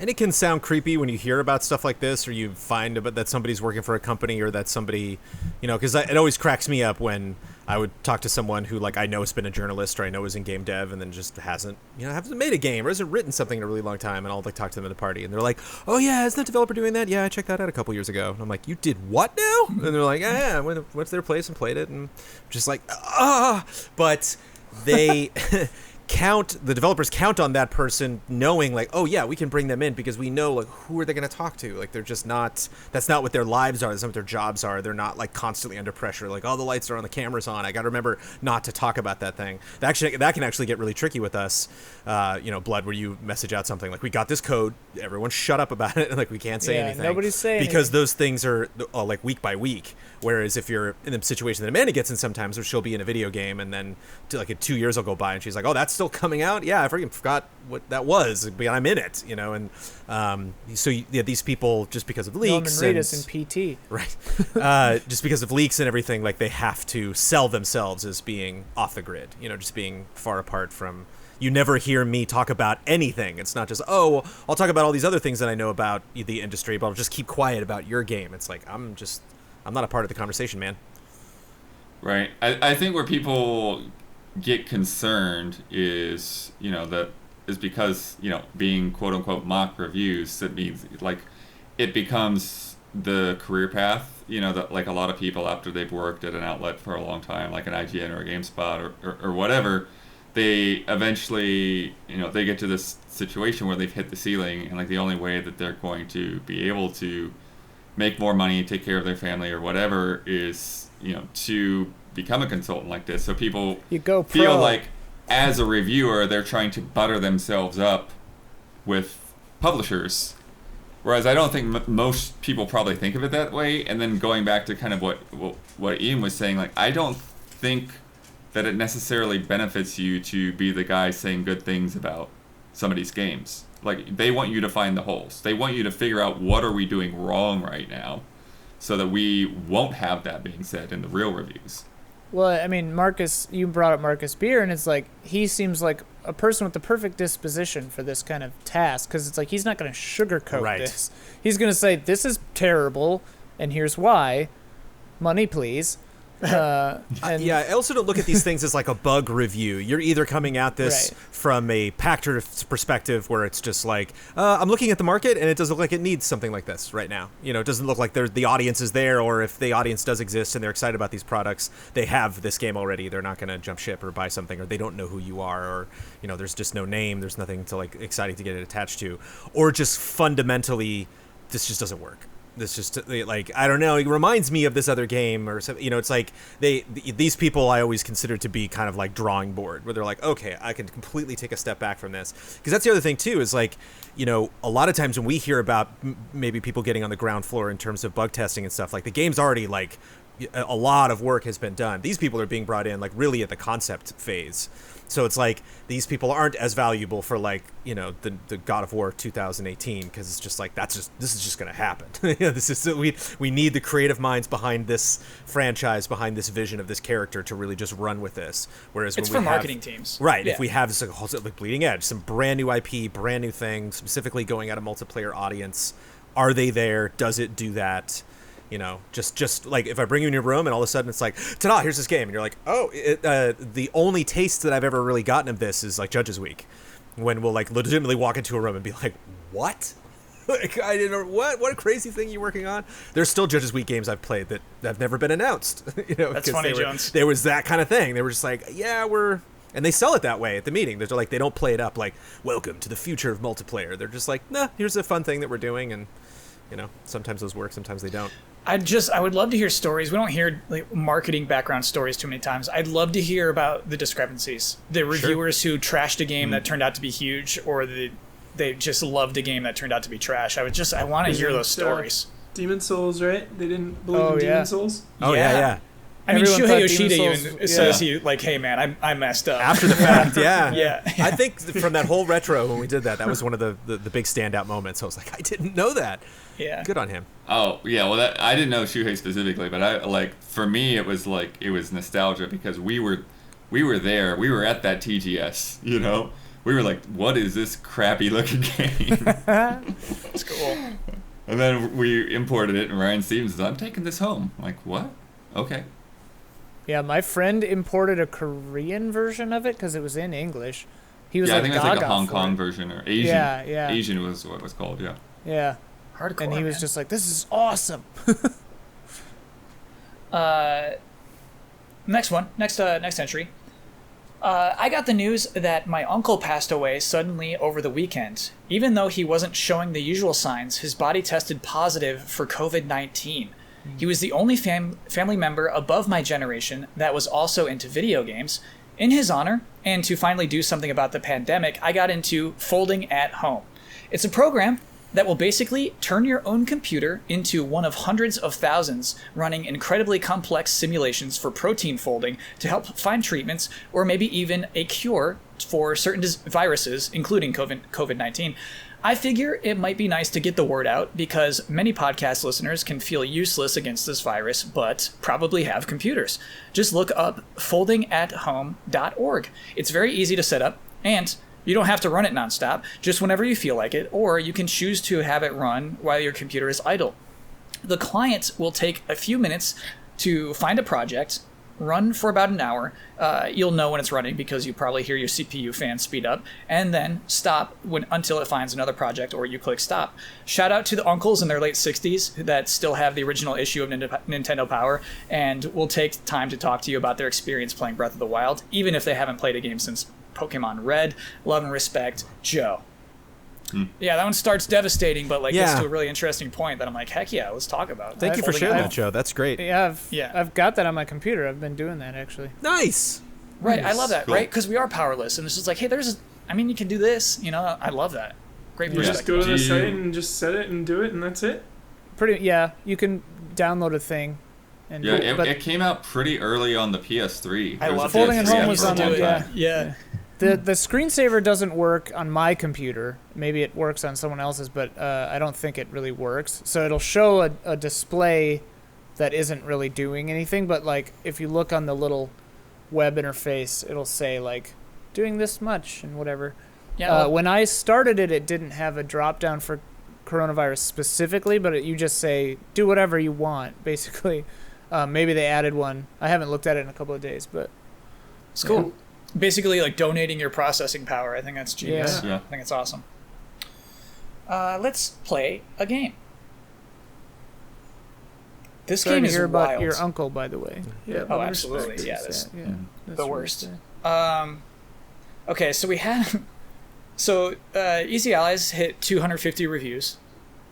Nice. We have some interest. We had two interesting games based off of this, or one was more like factoids. But this one's wild to me. This is going to be crazy. Okay. I love stuff like this. From Alexander Ziranov.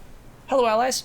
At the time course. of writing, you are one review away from the milestone of 250 reviews, and I think we hit it with Resident Evil Resistance. Nice. I cut that one. Here's the game. Oh, we might. I'm not sure that we exactly got there. Oh, okay. Because someone else said we hit 250, so we might be at 249, which this one says. Okay. This one Yeah, says because I 249. think one of those videos in the playlist is the review scores are changing. Because here's the game. I've read all 249 mock review. review scripts, so that might be the case. Jones. And He picked read words. all of them? Yeah, read all of them. Picked words and phrases that are used only by a single ally. Yeah, Dude, here we go. what? Exposed.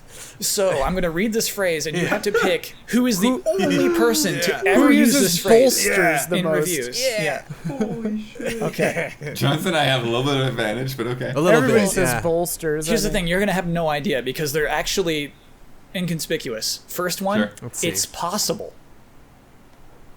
Jones. There's one person who wrote "it's possible" in 17 different reviews. Ben. It's Ben. Oh. Tell me, what how would you even possible? guess that? I read every single script I write. Right? Yeah. But it's possible is innocuous. How are you not going to say it's possible? And Ben is the only person to ever write "it's possible" in a review. I've That's never read crazy It's to me. Possible once. Well, you I- clearly haven't. Yeah. Yeah, I feel like I've never mean, read it once. That's crazy. yeah, now that you say Ben, I could hear it. All right. Well, it's possible that blah blah blah. Yeah. Yeah. True. The same is true. Damiani. The same is true. Damiani, yeah. Or Brad? That's another Ben. Oh, another Damn. Ben. Oh. Are these all Ben? They're not all Ben. So Ben said the same is true in 11 different reviews. Funny. I love These this little game. phrases. Okay. Lastly, That's me, 100%. Huber. how did 100%. what? It is Huber. Yeah, 100%. I use that all the time. Why is Huber the only person saying lastly? Why? Because every one of his paragraphs begins with firstly, secondly, thirdly. Thinking like Fourthly, fifthly. almost like a list, yeah. I mean, that's how I learned to write essays. 10 reviews have said lastly in them. Nice. Wow. I gotta put. I'm gonna intentionally put all of these into my Yeah. next review. All of them in one Oh, just to review? kill the game? Yeah. It That'd can be never so exist funny. again? Some sort of. Some sort of Brad. Suicide Squad. Some sort of... Is that Brad? Me? That's Ben, too. oh, Damn you, Kyle. Ben did that in 9 different... How is that Ben? Some sort of is only Ben.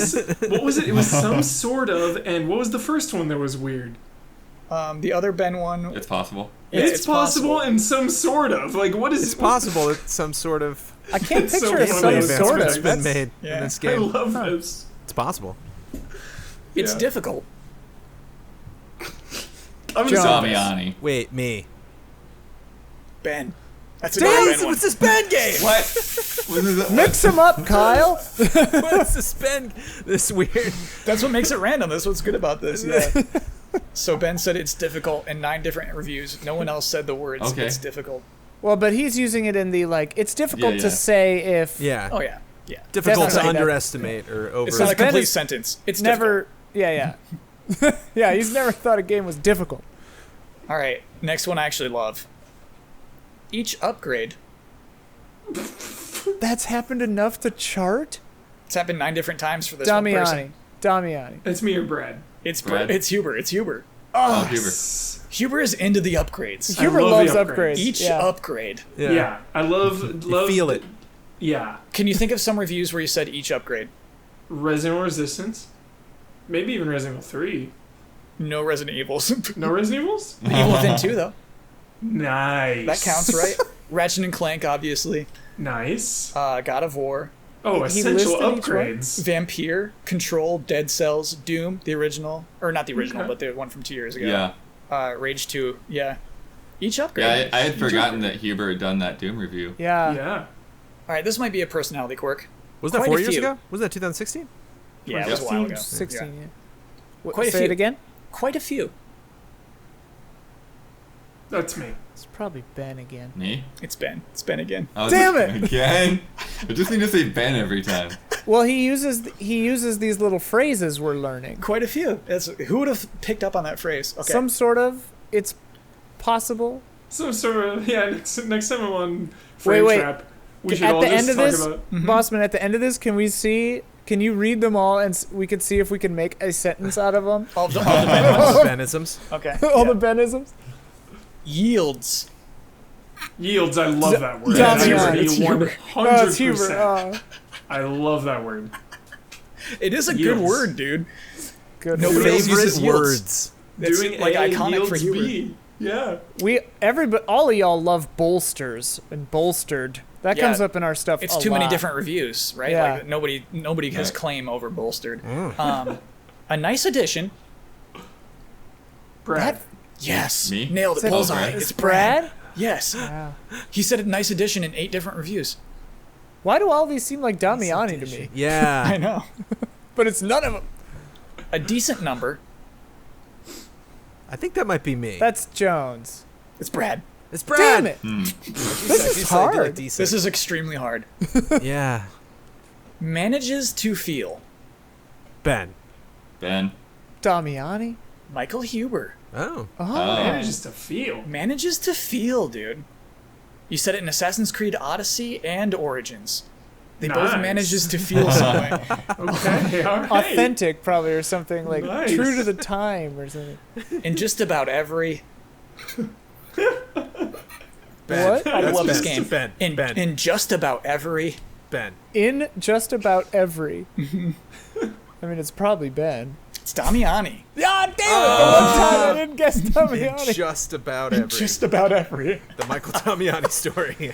No, yeah, I can hear him saying that. Okay, here's one that I'm positive I never... This is one does seem unique. I've never said this in my life. The early goings. Bloodworth. Blood. Damiani. No. That's blood. Is it Damiani. Bloodworth. It's Damiani. It's I was gonna say it's Damiani or Bloodworth for sure. Damn it, I thought that was Blood for Blood, certain. you said Damiani, right? Yeah, you In know the that's not early you. goings. The Okay. early goings. Yeah. Okay. Because Blood and Damiani are a lot about... They tell the story of, like, how you're going through it. They're like, so, okay, so I played this game, here's what went down. Like, it's definitely that perspective. Yeah. It's like, you and Damiani are really good with writing something where, like, your opinion might change over time, you know? The early goings. Yeah. Have a few. Only one person has ever used the phrase "have a few" in all of the Easy Allies reviews. Have a few. Have a My- few. My guess is Jones, Brad, or Huber, but It is Brad. yeah. Have a few. Huber, why don't Have you a like the few. phrase "have a few"? Like what? I need the context. I know, me too. Is Right. it like have a few? We Have a did few. have you a might, few.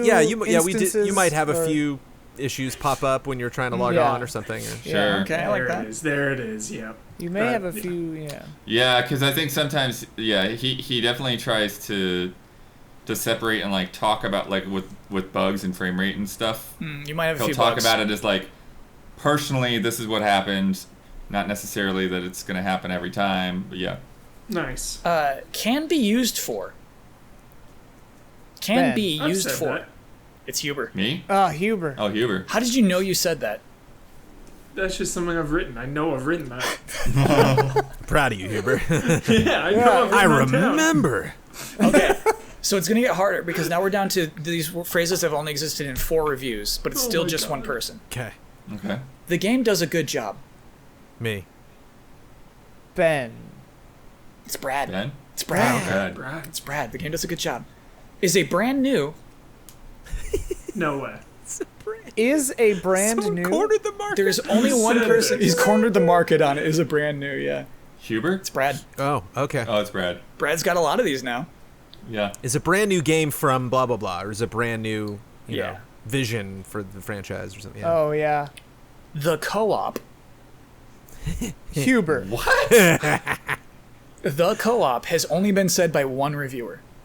Huber Damiani. It's Daniel Bloodworth. Bloodworth. Yeah. For what Nice. game?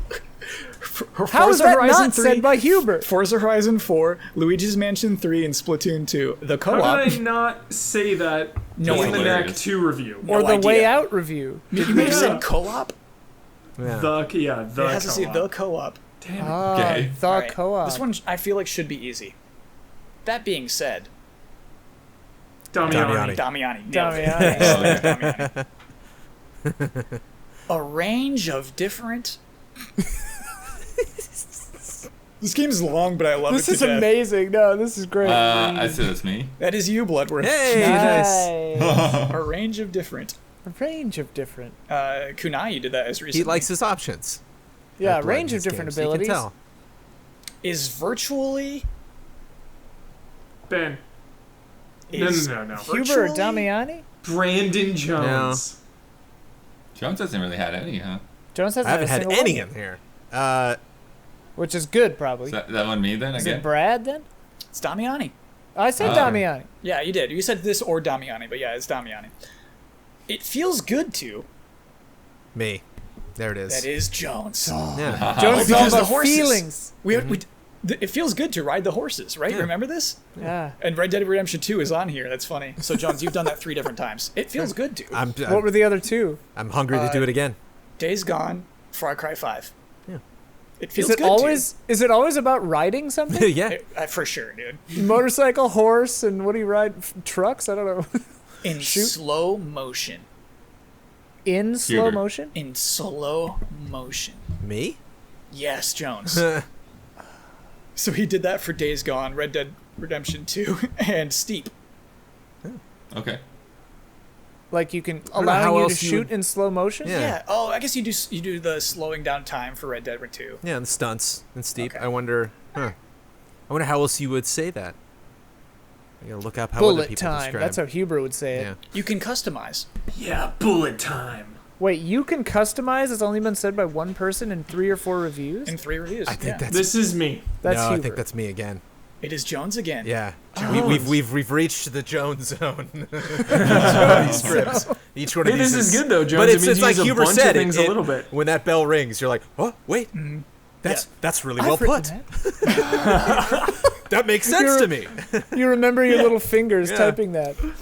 All right, there's only 3 left. Crazy. This that no next one one is- writes that. Wow. Very funny to me. Exactly. Here we go.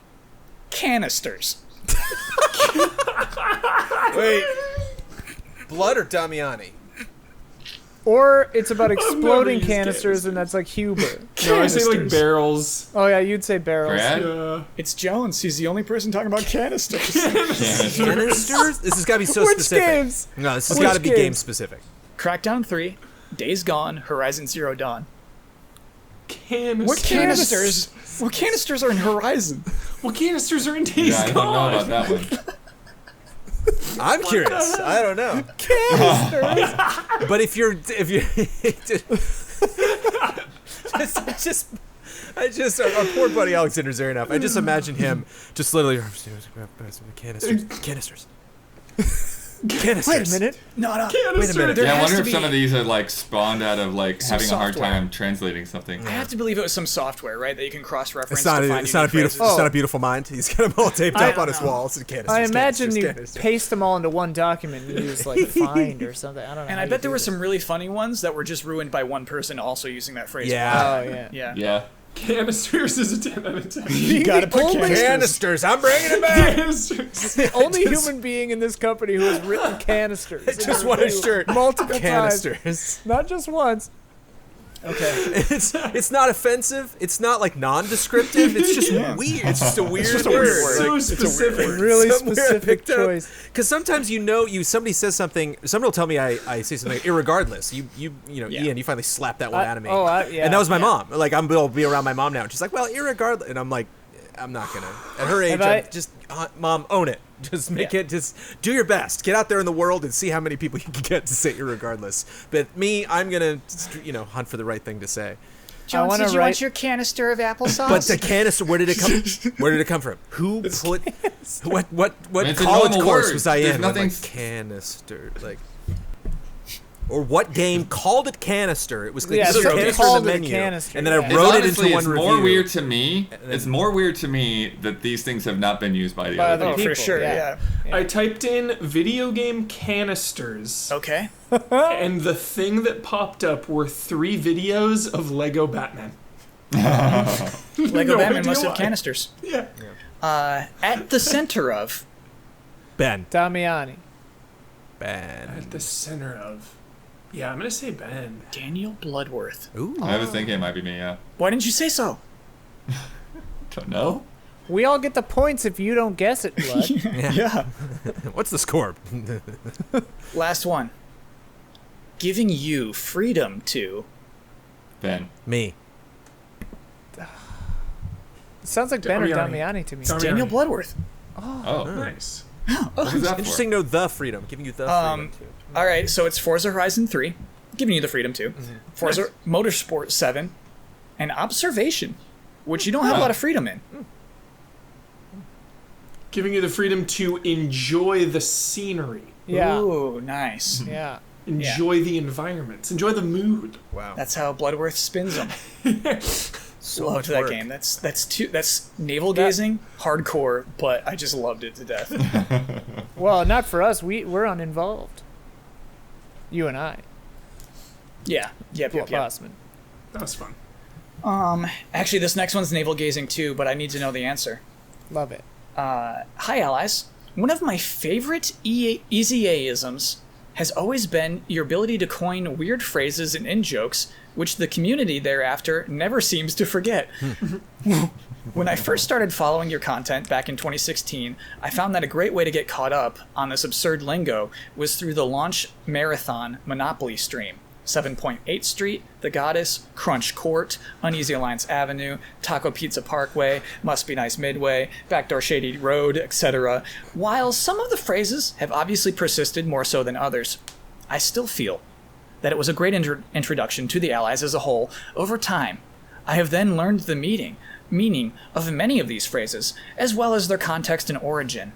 However, there is one phrase whose meaning and origin has completely eluded me for years. At the center of. We will give you the freedom to enjoy Yes. this meal. Allies, I would greatly appreciate if you could explain break for me.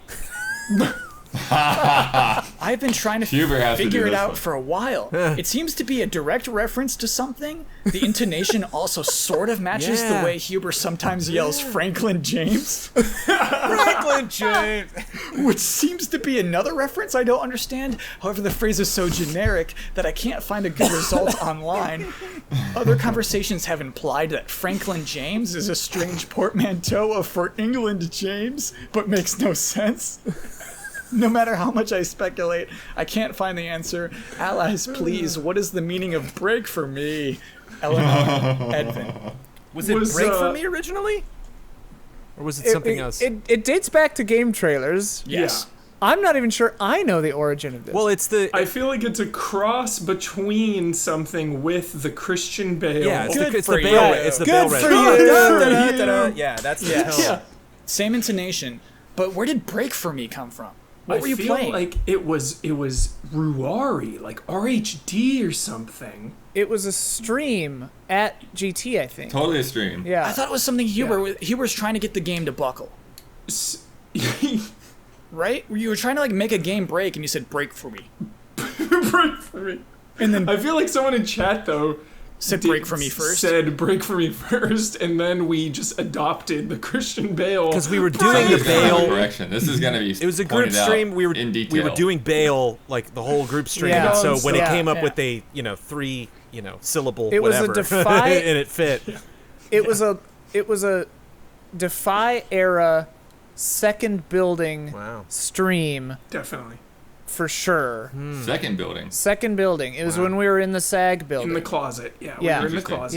Yeah, because I remember we were streaming in the green screen room, Yeah. and chat. I remember chat saying "break for me" over and over again, and then I think I came in late, and I was like, "What the hell's going on? What is this?" Nuts. And then everyone was saying "break for me" for days, and I didn't know what the hell was going on. It's still very funny. Jones, we didn't used to do group streams, dude. We didn't used to. Oh, right, usually yeah. All of us Oh, on right. camera for one live stream never happened before Easy Allies. Right. Well, at the very no, end until of dawn. Game until dawn. Trailers. Until dawn. True. That was, I think, the first one. Yeah. How weird is that? Yeah, I mean, well, one of the other things too is that like, at game trailers, like a lot of streams were sort of not really official. Yeah, they were low key. Yeah. But no, I mean, like literally, like you do this after work, Yeah. Yeah. and then people will be there until whatever, 7 to 9 or whatever like that. I Did do they want to. also want to know the Franklin James We one? should explain Franklin James. Yeah. Yeah. What's that? Franklin James is I love yelling the GoldenEye quote of Sean Bean, "For England, James, blow them all to hell." Mm-hmm. So Kyle and I were streaming something, and I just blurted it out like I do, yelled it really loud, like, "For England, James, blow them all to hell." And that sounds like Franklin James to me. It does sound Yeah, like Franklin Bossman- James. It does. So Bossman goes, "Huber, what? Who's Franklin James?" also, I just lost it. worth adding on to this, many years later, I think just last year, I watched GoldenEye, and that's not the line. What is separated. the exact line? Okay, what is the exact line? See, he says, "For England, James," right? And when he's like gonna not shoot himself, but he sacrifices himself, right? Yeah. And then later on says, "Blow them all to hell." Let them all down. Separated by 60 seconds, but Damn Huber it. makes it one line every time. For England, James, blow them all to hell. Well, for England, James is that's the first thing you see them say to each other, and the last thing they say to each other. Yes, yeah. Because when he drops that him, he thing says, you "For hate, England, for James," and he says, me. "No, for me." 10 out of 10. But also, I think you're using also the same intonation as "For pity's sake." For pity's sake, yeah. It's like Give the same. them a moment. It's the same thing. Same actor, at least. Same Yeah. actor, exactly. It's all connected. I would That's how like my brain to works. play another game. Oh yeah, this is a game Okay. that we must Huber's. play. Before we move on, I just want to say that Huber's intonation and inflections have infected all of our speech Of patterns course. Oh, in a I know way what you're that saying. I've never experienced with another human being. Like we all just talk like Huber now. Yeah, sorry. It's okay. I'm still looking. There's just I He's a pulled too worm. many. He just get. Yeah, he's like a linguistic virus from Snow Crash or something. Las Plagas. One moment. Man, okay, there we go. Oh, I stuffed these in the wrong I just spot. imagine my neck cocking to the side. It opens up, and Huber's head just like, "Dude!" like pops out. Yell, Franklin James. Franklin James. Throw them all to hell. Oh, I want to watch Goldeneye now. Yeah, me Seriously, too. Jones, me too. Worth a rewatch, definitely. Yes, the best. That Amazon thing, man. I think that Goldeneye could get that at Goldeneye on Amazon Prime, man. Yeah, I it think that's on how I there? saw it. I don't think it was free, but I think that's how I saw it. Yeah. Yeah. Just to be clear, we will be doing Love and Respect next week because you're paying for it. Well, the $5 patrons are paying for it. But I definitely had to get this in last time. We have a panel, a game that we must play: Pokemon or Real Animal. Yes. This, of course, comes from Tanner Methvin. Here we go. Despite having gills, they can't live in water nor in dry areas. However, they do live. Wherever they do live has to be damp. Real. Wherever they do live has to be damp. Yeah, This is- I'll go real. It's probably a mud puppy or something. It is real. It's called a pill bug. Oh yeah, yeah, Oh, yeah. yeah. They have Caught gills? one of those in Animal Yeah. Crossing. Oh, gross, Jones. Those live big up are they? in Wisconsin. I've seen them. Gross. The little guy. Yeah. They pop out of the The rocks. just when little smack bugs. You never play with those when you were a little kid? Tiny little bugs. I don't think those are out here. Oh no, he's not from here. Yeah, Bloodworth is from a damp area. Well, Yeah. they're in Wisconsin too. Okay, cool. No. This reminds me of Better Call Saul, Bossman. What part? Caught in a prairie dog trap. They're just like weird animals I've never heard of. I You get never heard of a it. prairie I dog? 100% get it. It's like a meerkat. Yeah, I've never heard that. But Prairie like, dog. it's the kind of thing you would. There's no writer who's capable of thinking of lines like that without consulting somebody. yeah, Yeah, like where did you pull that from? Exactly. All right. Don't It's- you remember in the movie Rat Race when she says she's prairie dogging it? Prairie. Oh, I heard I that. feel like that you've heard of expression prairie actually. dogs like Yes. all throughout westerns and stuff. Yes, true. I have heard that expression. I guess I was just thrown off because it was an actual animal rather than an expression. I think at the beginning Right. of Indiana Jones 4, that's a prairie dog. It's a prairie dog. The joke. A CG where it prairie comes dog. up out of the little. It's not a mountain this time. It's a pile of dirt, which is a good allegory for the movie. Anyway, Yeah. moving on. There's that part of The Mask where Shrek says that he's got a turtle head popping out. Is that the same thing? Yeah. Okay. It shakes its head back to front, causing its antennae. Is that how you pronounce multiple of antennae? Antennae? Okay. To hit each other and sound like a xylophone. That is Pokemon. That's a Pokemon. That's a Pokemon. That's a Pokemon. That's Ah. Cricketot. Cricketot. Bad Pokemon. Do not like Cricketot. Oh. Oh, okay. Yeah. No way any antennae are making noises like that. Most insects rub their legs together to make Oh, that's how you make the Yeah. his legs. Mhm. Got it. Yeah. When scared, it cries. Its tears pack the chemical punch of 100 onions. That's a Pokemon. Too easy. No, that's Yeah. real. Oh. What? It's Pokemon. Oh man, I was hoping it was real. Chemical punch of 100 onions. What are you two thinking of? Yeah.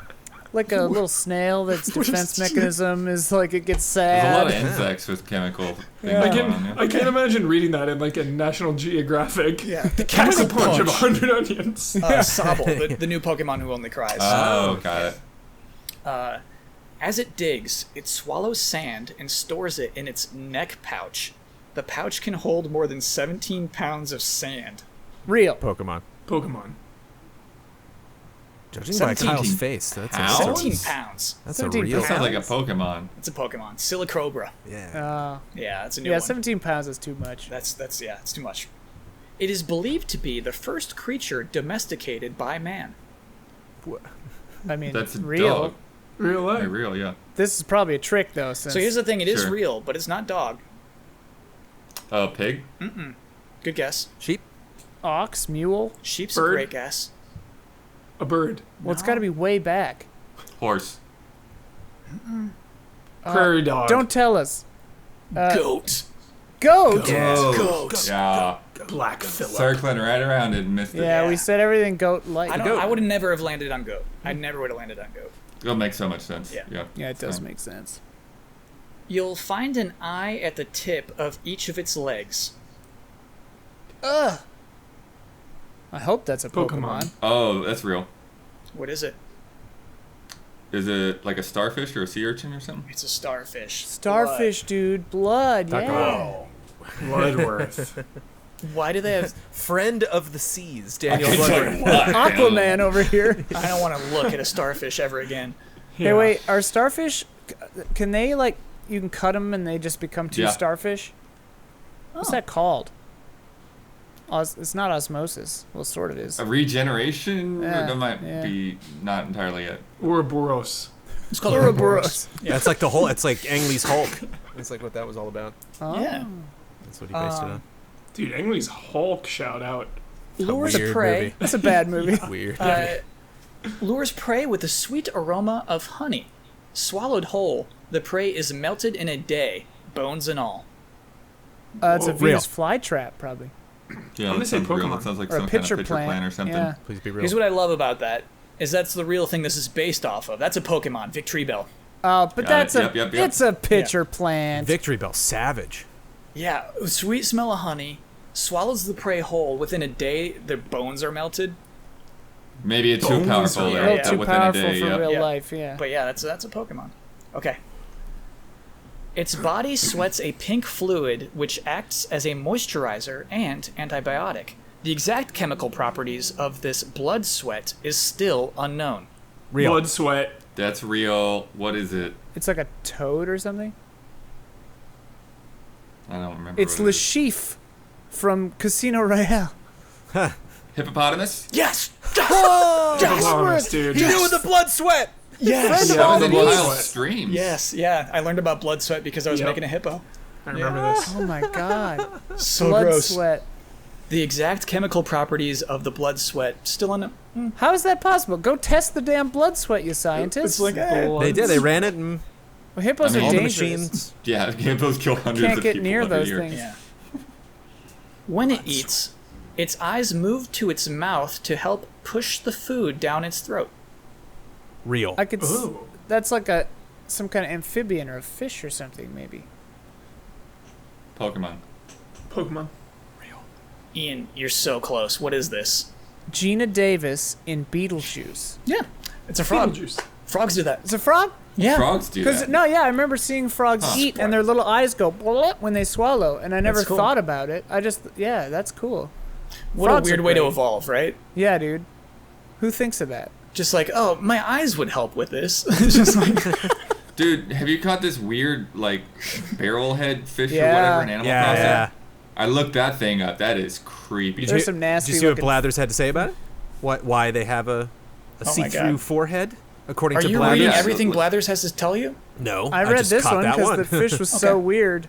All right. But yeah, I looked up the National Geographic video that talked about it too. But yeah, it's like, yeah, their entire like head is transparent. Their eyes are inside their head.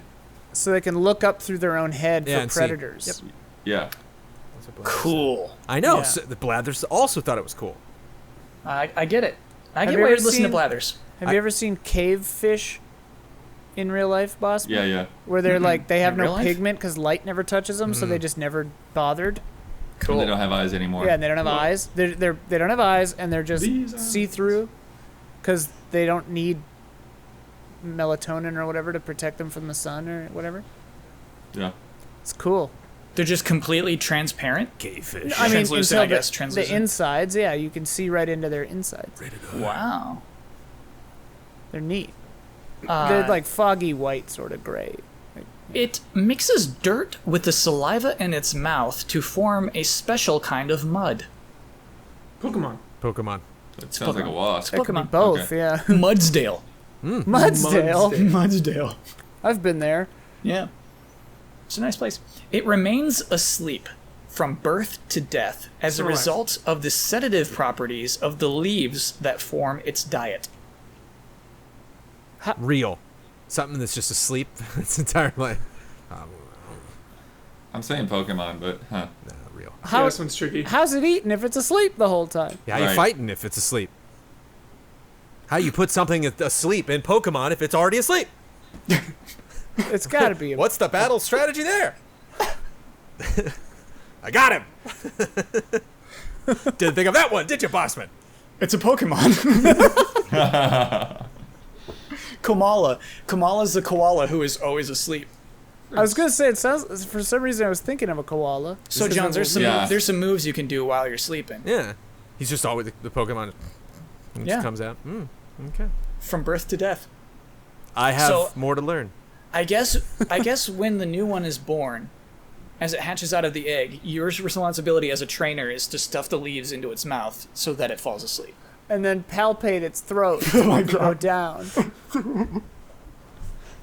It's how we care for our Pokemon. All right, last one. That's messed up. They have been seen exploding if they are unable to pass gas after eating bad food. it's real. Humans. Real. Real Humans, stop humans, that. man. Seagulls, yeah. Oh yeah. Bolson pupfish. Whoa. Oh. The heck? Cool Just- at bowls and They're also known as Mexican fish. Yeah, they just kind of. just explode. I bet that is so painful too. Oh, yeah. Oh, for leading up to it. Even My with God. fish nerves, I'm like, don't do that, dude. All right, okay. We gotta wrap up this podcast. It's time for last week's bet. Final Fantasy VII released last week on Friday. Heard of it. I'm gonna go to the Q&A section of Final Fantasy Remake. Actually, can someone else do that? Go to GameFAQs.com, type in Final Fantasy VII Remake. and go to the Q&A section for that. How many questions will have been answered on that portion? Jones, you bet there would be 50 questions asked and answered. Ben bet there would be 33. Damiani independently came up with the number 33. Ian, you bet 18. I bet 41. And the actual amount of answered questions is... So wait, I go to the Q&A section? Mm-hmm. Okay.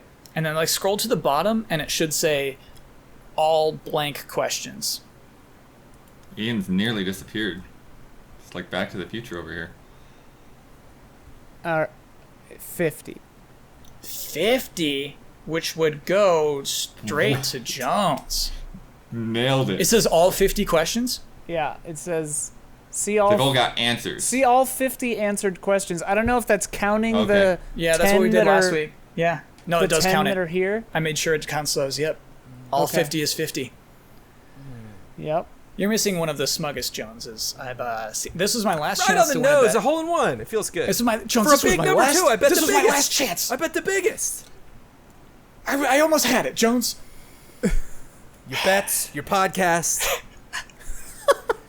Give it all to me. Brings total scores to Gorgeous Gorillas 8, Oh! Sick I Owls forgot what Gorillas said. 7,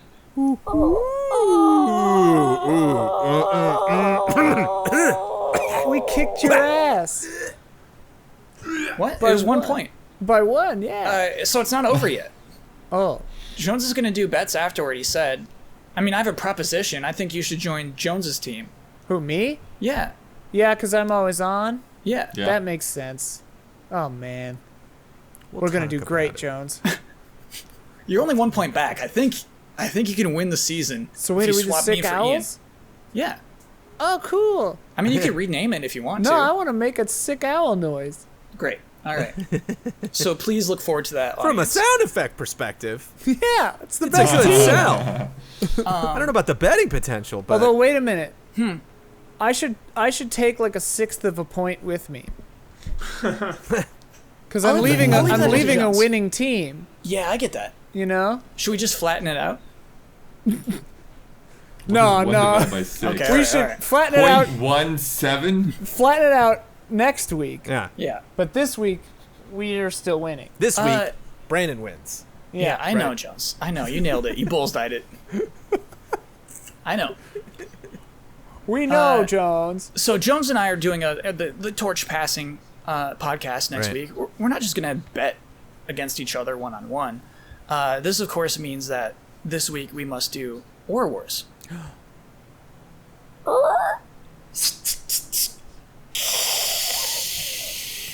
Celebration tonight.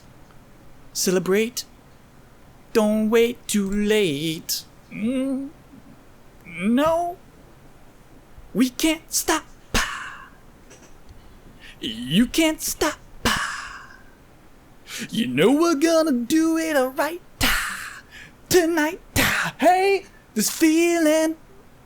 Music's got me feeling the need. Yeah. Come on. Alright, we're gonna celebrate. Music's got me feeling so free. Celebrating, feeling so free. Gonna celebrate, celebrating, feeling so free. One more time, you just got me feeling so free. We're gonna celebrate, celebrate and dance so free. One more time, you just got me feeling so free. We're gonna celebrate, celebrate and feeling so free. One more time, you just got me feeling so free. We're gonna celebrate, celebrate and dance so free. One more time, you just got me feeling so free. We're gonna celebrate, celebrate and dance so free. One more. Or Wars. Okay, so who wants in on this? Me. Okay, Jones. Waiting in line for groceries or talking to friends who have opinions about Tiger King. Talking to friends with opinions about Tiger King because you can do that over the phone. You don't have to be standing next to him. Nice. Okay. Fair. Who wants in next? I'll get next. Okay. Aerith or Tifa?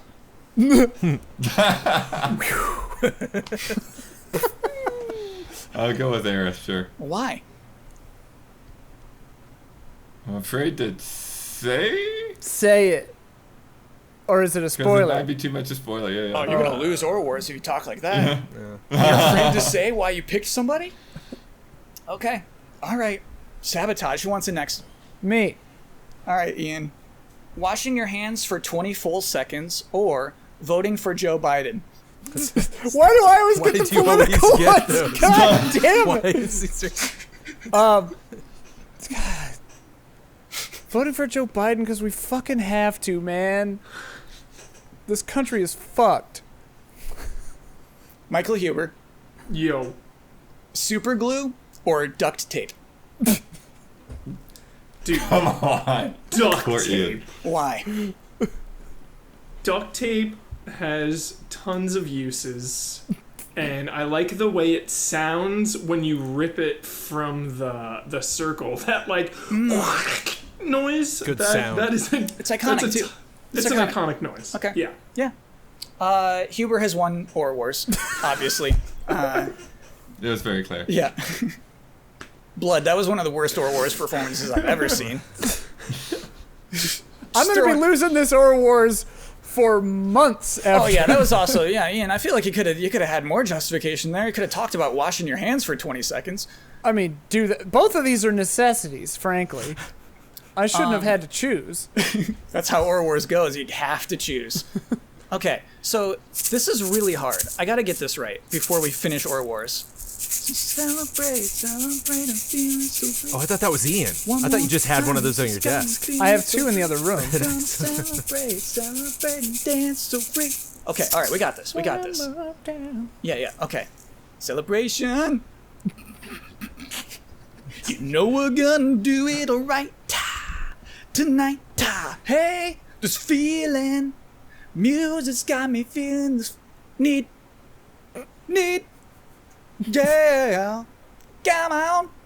All right, we're gonna celebrate one more time. Music's got me feeling so free. Celebrate and dance so free. We're gonna celebrate and dance so free. One more time, music's got me feeling so free. We're gonna celebrate and dance so free. One more time, music's got me feeling so free. We're gonna celebrate and dance so free.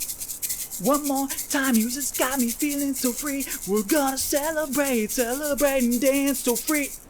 One more. Or Wars. There's five of those, and I bailed.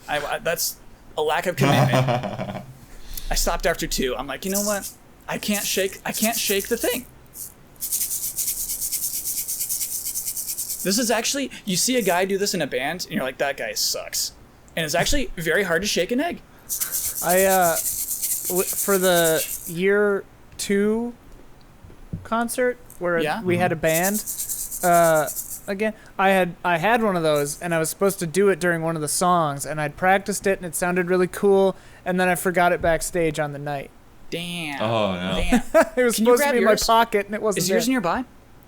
It's in the other room. Other room. okay. Yeah. All my music stuff's in my bedroom. Ian, do you like Pink Martini? Do you ever hear their stuff? I'm unfamiliar. They're a fun band. They play music that has instruments like that. They have like a Latin flair, but they play a lot of different genres. And I saw them live one time, and they play so many different things and so many different instruments and styles that I think they play some songs where someone's just like a guitarist is like, I'm out. I just don't play these instruments, or this was the song that guy wrote, and so I was just Yeah. never involved in the. But I mean, we're here at the performance. And so, like, yeah, I feel he just grabs one of those and just like, Yeah. I'm not even mic'd. It's like, Yeah. but it just looks weird if I leave, or just whatever. Right. So I always I know love it now- when they have to improvise, like I'll they're just give the drumming on drummer their a massage right now. acoustic guitar or something. Yeah. That person's working way harder than I thought they were working. Right. 20 minutes ago. Cool. Yeah. The person shaking the egg, props to you. You're working hard. Shout out. Shout Shout out. Shout out to the person shaking the egg. And also, you're missing this if you're a listener. The whole bit is the group is meant to be like annoyed by how long Or Wars takes.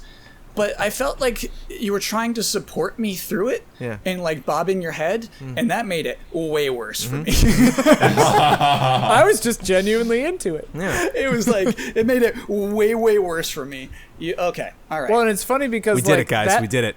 Yeah. that song, I'm very familiar with that song, but I could not recognize it for the longest time at the beginning. Don't wait then- too late. Yeah, and then once you got to the hook, I was like, oh, of course. Well, so then the other thing is, we're going way behind the curtain. I used to think it was celebrate the feeling so free. Celebrate the feeling so free. But then I looked it up. It's celebrate and dancing so free. And then clearly mixed it up 1,000 times as I was trying to sing this off the top of my head. Yeah. Yeah, that was rough. Celebrate and dance for free. No, dance not for free. It's not for free? No, Play Warframe for free. that's Huber's. That's how Huber You talks. can play Warframe for free. Okay, it is now time to end the podcast. Brandon Jones, you don't get a thing because you lost Aura Wars. Michael Huber, you get to promote any Easy Allies video you would like to promote.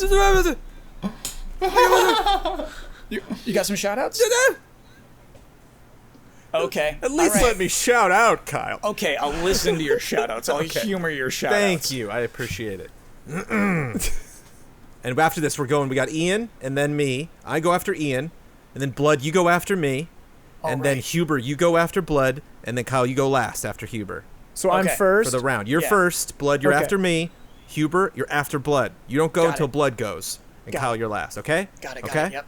Okay? Yeah, I'm focused. Indicate that you heard him, Huber. Acknowledge. You just had a look on your face. So I was like, I thought you saw the nod. I'm sorry. oh. You're always in a gentle nod, Huber. There's always just your face. Your face is always nodding. Yeah. Shout out to Blue, Caleb Togi Crawford, L Fanis, Greg the Dark Knight Kettering, and Jesse Blue. Shout Shout out. out. Shout out. Shout out. Better. We could do it again. I love that. No, that could was do it perfect. That was great. It was great. I There wasn't a ton of I overlap, like that. but it was. Huber wants another. He wants Huber another. wants another. You can't Okay. deny If it. you think it's good, it's good. It's good. It's good. I'm sorry. Well, No, I wanna please Jones, you. line. Too late now. Okay. I want to please you. Jesse Blue. Shout out. Shout out. Shout out. Shout out. That was better.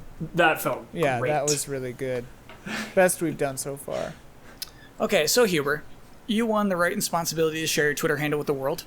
You get to promote any Easy Eyes video you would like to promote. You get the final word and anything you disagreed with just popped in your head and you want to reiterate. And you get to sign off with your trademark sign off. Wait, Jones bullseyed it and he doesn't get anything? No, he didn't win Or Wars. Or Wars supersedes any bets. I love it. At Michael P. Huber. Video I want to promote is... What is that? It's disrespectful. 50. Bullseye. So listeners, you need to know what Jones is doing. While Huber gets his time, Jones just has his bet from last week. Who knows why he kept it? He just has us on camera, is pointing at it with the smuggest face possible. Huber, please ignore that. The spotlight is yours. Video I want to promote. So in the upcoming Huber Syndrome, there's a current one right now where I talk about environments and houses. But the upcoming one is all about you, everyone listening and watching. It's all about your animal housing, your Animal Crossing houses. So it's a community-focused Animal Crossing episode. Send your Animal Crossing clips to communityq@easyallies.com. Very clever. Someone hype that up. Spell Q. Q-U-E-U-E. Okay, Oh yeah, all spelled out. Community Q. great. I want to get all the allies Animal Crossing houses in there as well. Well, I was going to say this, my next, not this week's Easy Update, but the next week's Easy Update was going to be touring my island and Sophia's Islands. Ha. I guess I'll funny. just send them to you now. I can not send you a both? clip. Yeah, I can why make you a not little both? clip. Could be both. I might just do community then, and Yeah. let you do the. It was exciting when you pointed at the camera and said you, Yeah. and now I got to look at Damiani's house. True. Yeah. Well, Just- hey, we just could the do community. we could do ours for Easy Update. Yeah. Exactly. All of you send me tours of your islands. Easy allies. And then I'll throw them Cool. in my episode. Oh, okay. Yeah. The funny thing is yeah, because I've been doing my streams as well, but I've been more focused on like the island itself than my actual house. Just send me a short narrated video of yourself playing your island. But no, but I mean, like, because I did when I first started, like, I had like booting up the game from start, and then I had a second one, and then I'm gonna do a last one when I like kind of basically have everything sort of cemented in place, like all 10 houses in place. One what? What are you talking about? Streams. Oh, stream. I thought you I were was like, resetting your houses. island, man. I thought you kept Yeah. starting over. I was like, Bloodworth, Oh, what? sorry, no. Okay. I Phew. just paid off my house. Completely. Nice. Last I bet one. that feels good. I don't really know what you get for paying it off. I mean, Yeah, I know, what you what? get, but it's I took some sick enjoyment out of knowing I'm never going to pay that house off. yeah, No interest. Come Like, find me, Tom. Right. yeah, so like yeah. whatever, He dude. doesn't charge interest. Yeah. Your final word, Huber. Final word. Stay safe out there, or in there, I should say. You know, social distancing, stay safe, quarantine, lockdown. In the meantime, just enjoy video games. Video games have the power to distract us, to take us away. That's pretty much all I've been doing. Just spending time with my wife, watching TV, playing games, trying to exercise, trying to walk. So just stay safe, love and respect. Okay, and now your trademark sign off. I don't have a trademark What? sign off. Never. I don't have a trademark sign off. It's something different every time. That's how my brain works, Bossman. Don't put me in a box.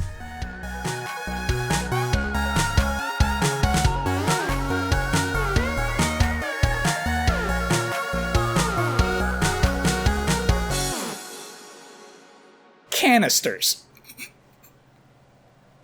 I stopped after 2. I'm like, you know what? I can't shake the thing.